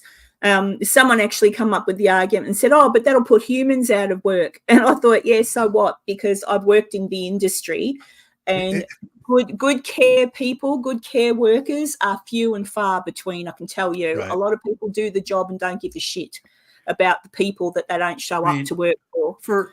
Considered like just the basics. Okay, I want the robot to do all my laundry and do the dishes and, cook the food or whatever it is. These basic things that are hassle that you may not want to do yourself. How much would it cost you to hire someone to do that for you? Oh, a lot of money. Yeah. And they're not going to be there 24/7. They're going to be there. They're going to come in and one day a week and do your laundry or dust your house or whatever it is, versus having something like this, which honestly, it seems to me like the next step would be to have that actually drive your regular car for you instead of buying a robo-van.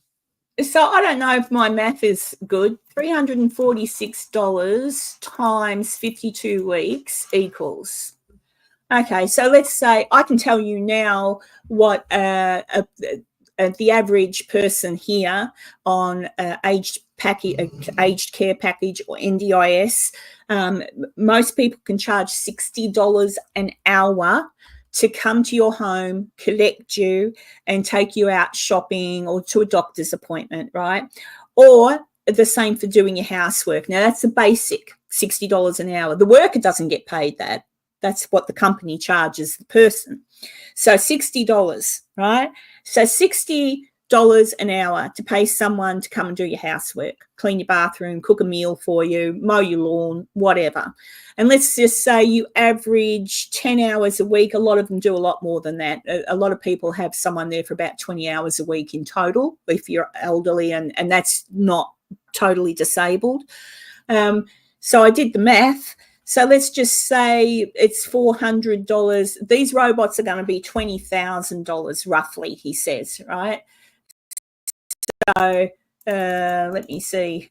200,000, that's a bit much, divided by, so that's American dollars again, but roughly for the same amount of money you would pay a human to come in and do those things for you within 1 year, like that's a year, right?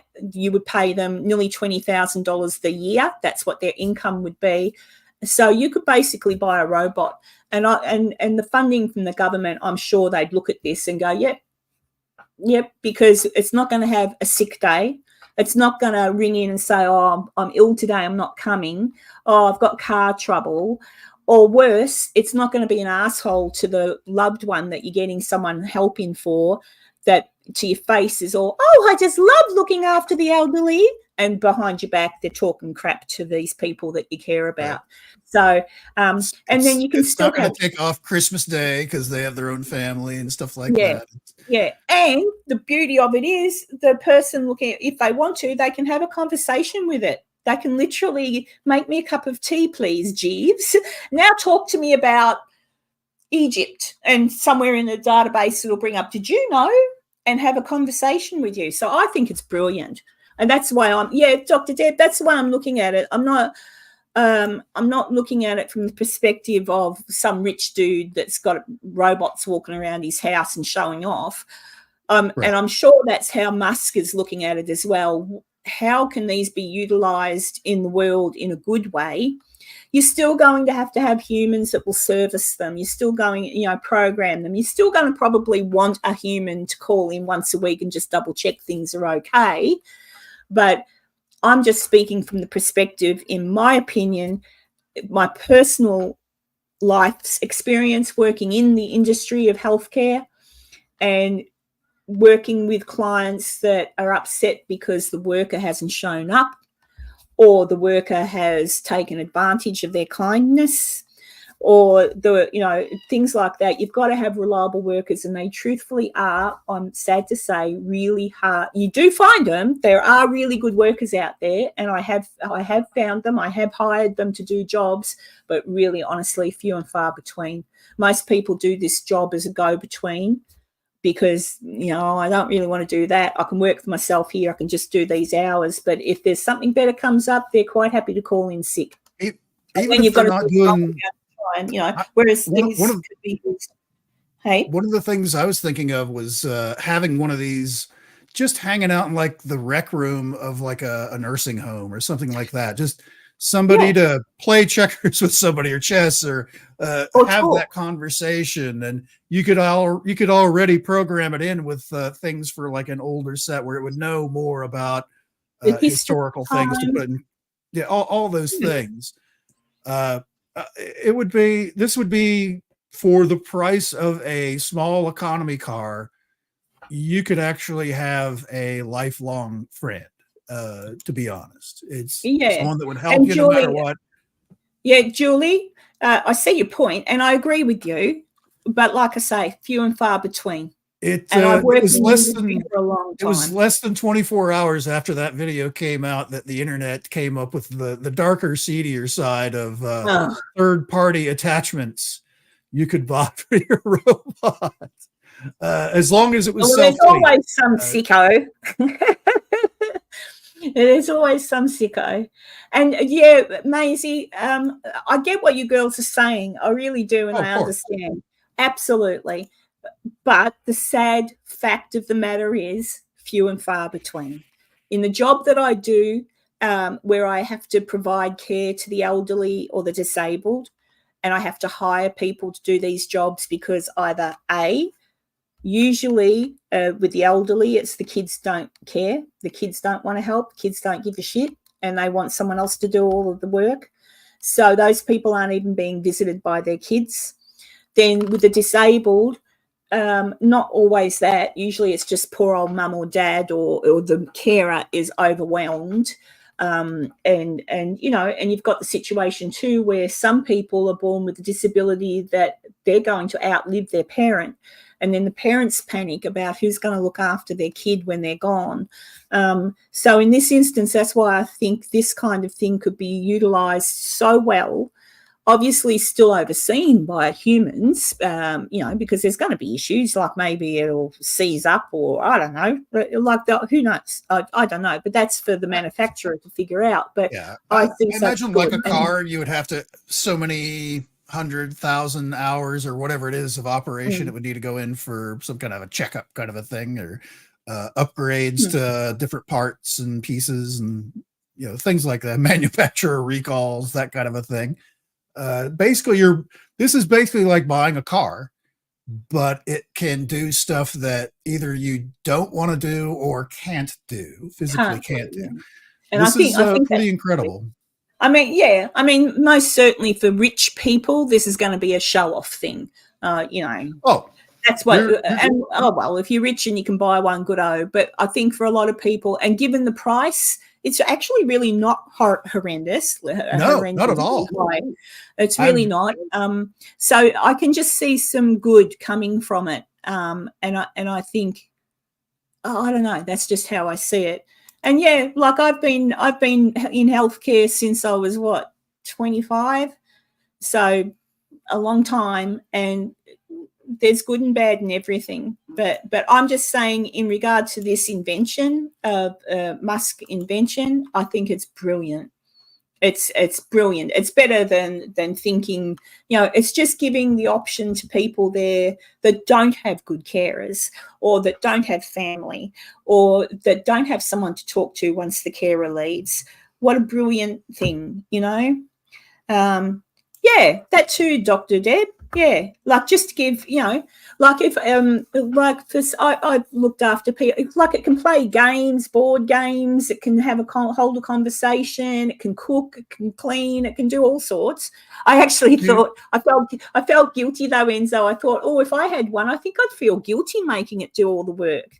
I'd be saying, no, come sit down. Did you see in the larger video where they showed all of them coming out and all that stuff and walking amongst the crowd and chatting with people? They had one that, to be fair, did have like a human supervisor right next to it that was working the bar. It was taking drink orders from people and mixing their drinks and handing it to them. And then people, of course, had their cameras out, and it would see that, they're holding their phone up, and it'd be like, hey, I know. It was amazing. So I'm impressed.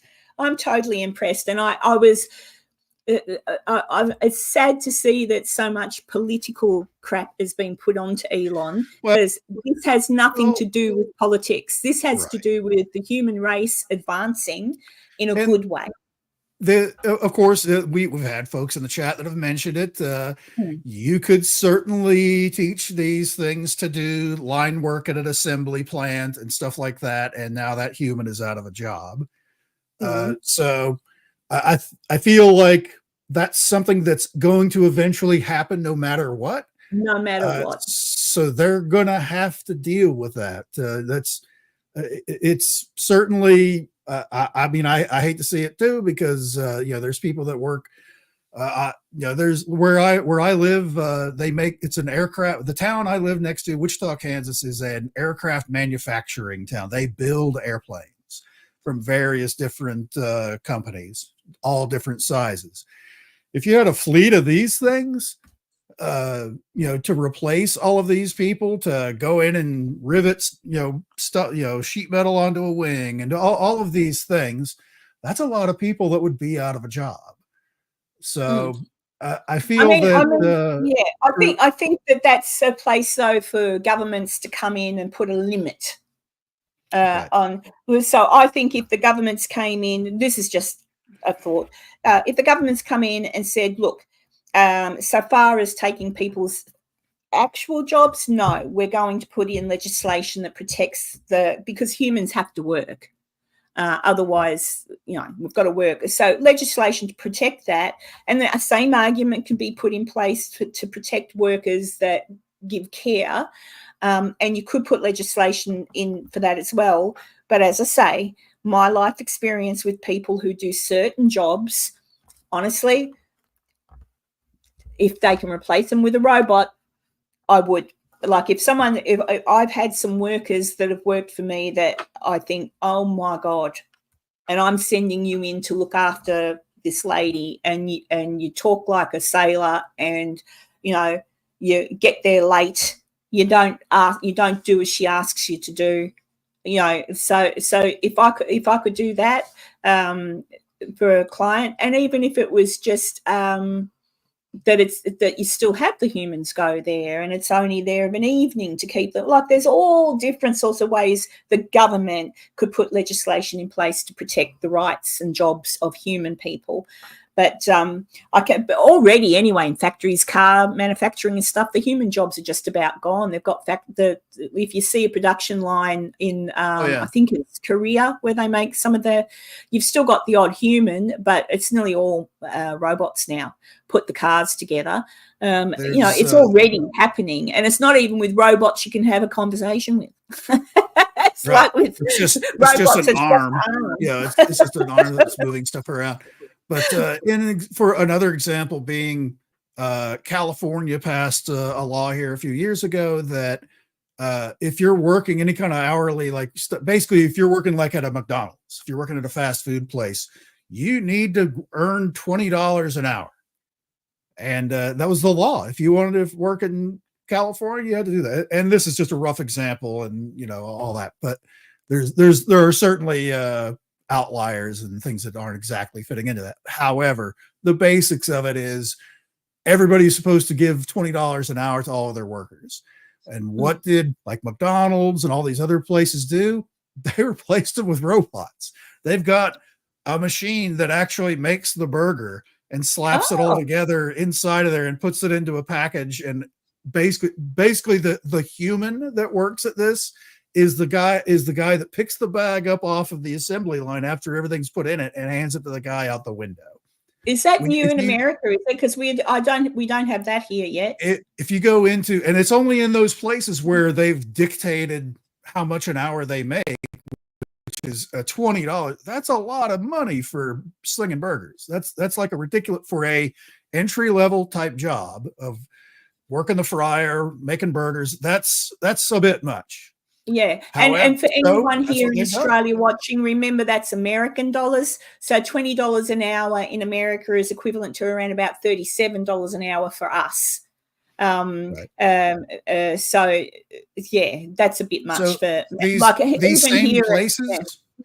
If you walk in, like you're going to dine in, you're just going to walk in and get your burger or whatever.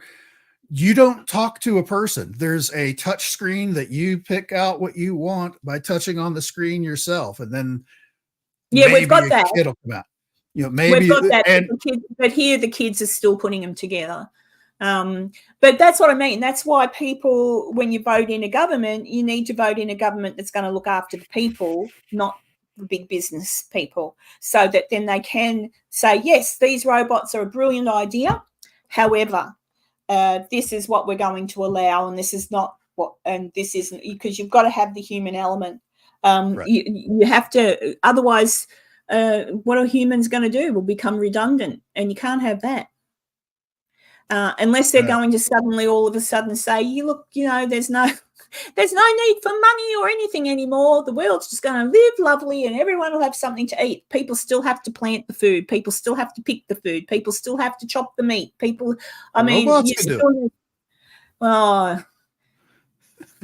We're all, this is how we turn into the people on Wall-E, that movie Wall-E, where they're all fat in the little hover chairs. Yeah. I say that as I float around the spooky forest in my own hover chair, but yeah. I'm not talking politics either, Julie. I'm talking about legislation that you need to put in place to protect humans.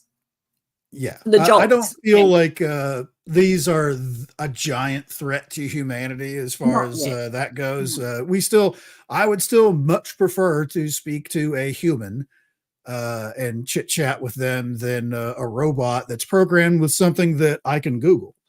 It's like, yeah, it would be kind of handy, for various things, but it's Cheryl. If you can try and message me, you're on my Facebook, aren't you? I think try and message me later, because this is what that's my job. What you're describing, that's what I do. That's how I get people their funding through the home care packages and all that sort of thing. So I can certainly tell you what you need to say to get the help and what you must always avoid saying. A lot of people say, oh yeah, they can do this or that or the other thing because you're doing it. You've got to, it's a big, there's tricks to the trade, and people need to know what the assessors, what the people who come out to speak to you about what help you need, when they come out to talk to you, they're not there to help you. They're there to, they are, but they're there to ask you questions that will limit the amount of help you get. So when they ask you questions, they're asking you those questions to make sure that the help that you're given is minimal, unless you specify in your answer a different situation. So if you want to message me, I can tell you who to talk to and what to say. And yeah, there are groups here, and it takes a long time to get the help, but I can certainly put you in the right direction and tell you what you should say.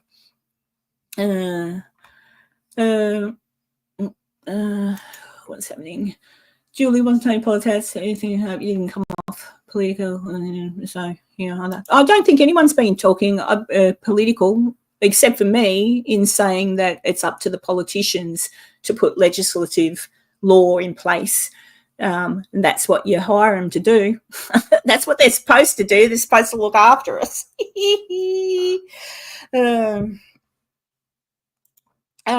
You're correct. It's not good. It's not good. However, I do know it's called COVID. We did that already.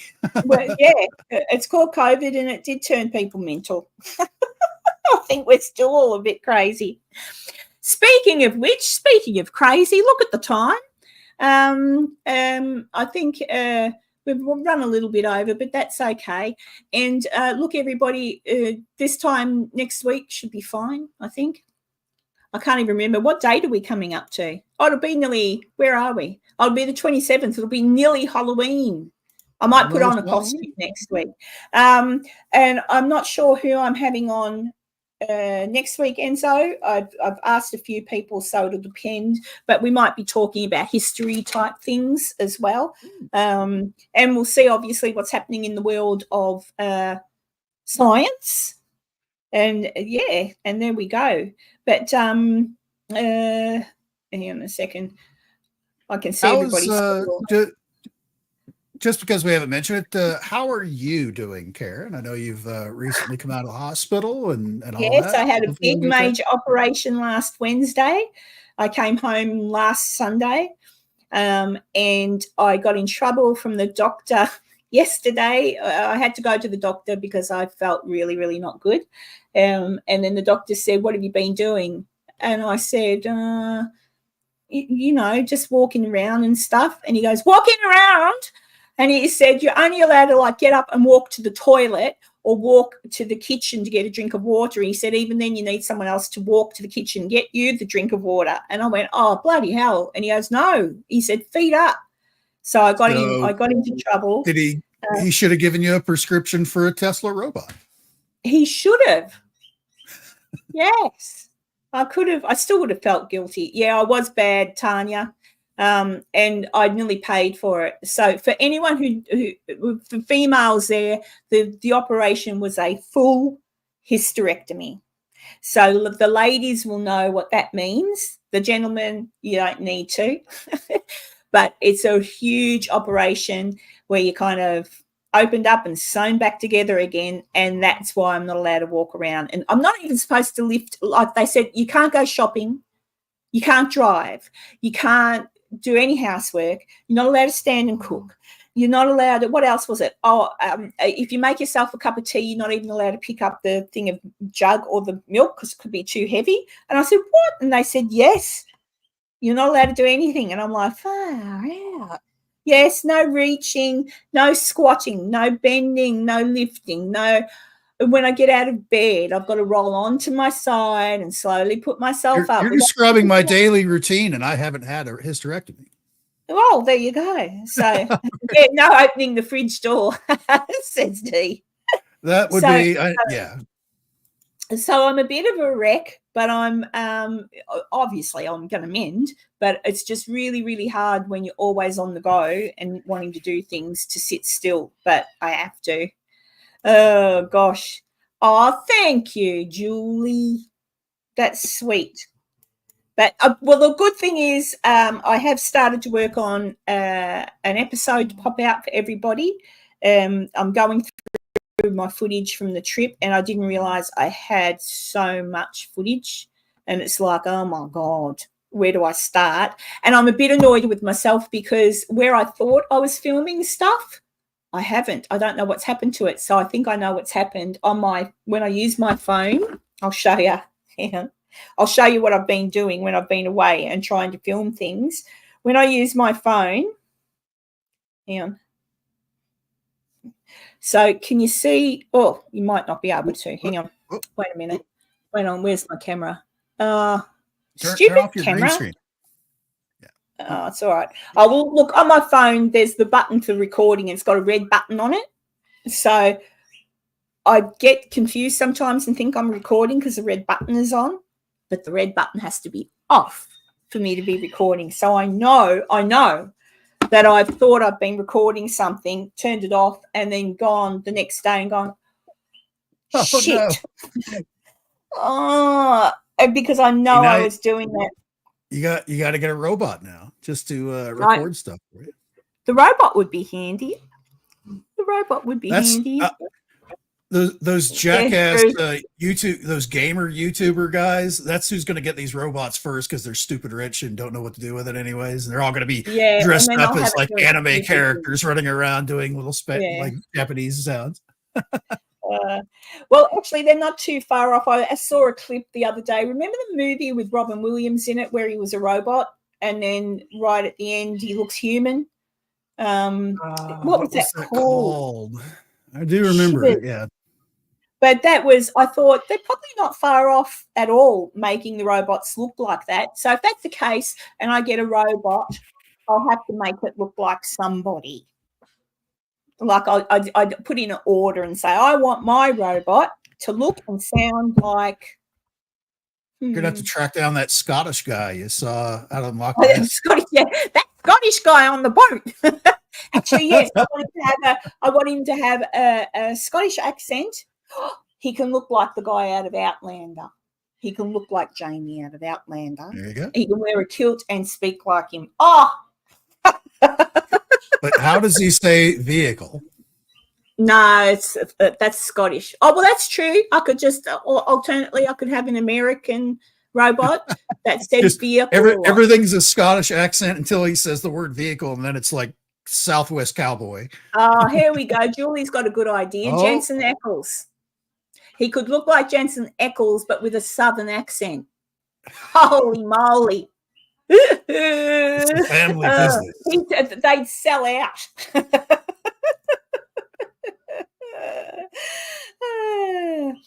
Oh, dear. Yes, I did, Dr. Deb. Yes, Bicentennial Man. There you are. That's the name of the movie. Yeah, that's right. I would have never remembered that. I'm glad you said that. Yeah, that's a good movie. I remember it was sad. I remember it being sad. But anyway, all right, my friends, I'm going to go and I'll see you all next week. And hopefully through the week, I'll have a little episode because since I'm not allowed to do anything, that's about the one thing I can do, sit on my ass and edit videos. But I'm going to go now and have something to eat because it's lunchtime. Oh, and my girls want to watch a movie, I think. So we'll do that too. So thank you, everybody, for tuning in. And love you lots. And just remember, be kind and be nice and all that sort of stuff. And I'll see you next week. See ya. Bye. I don't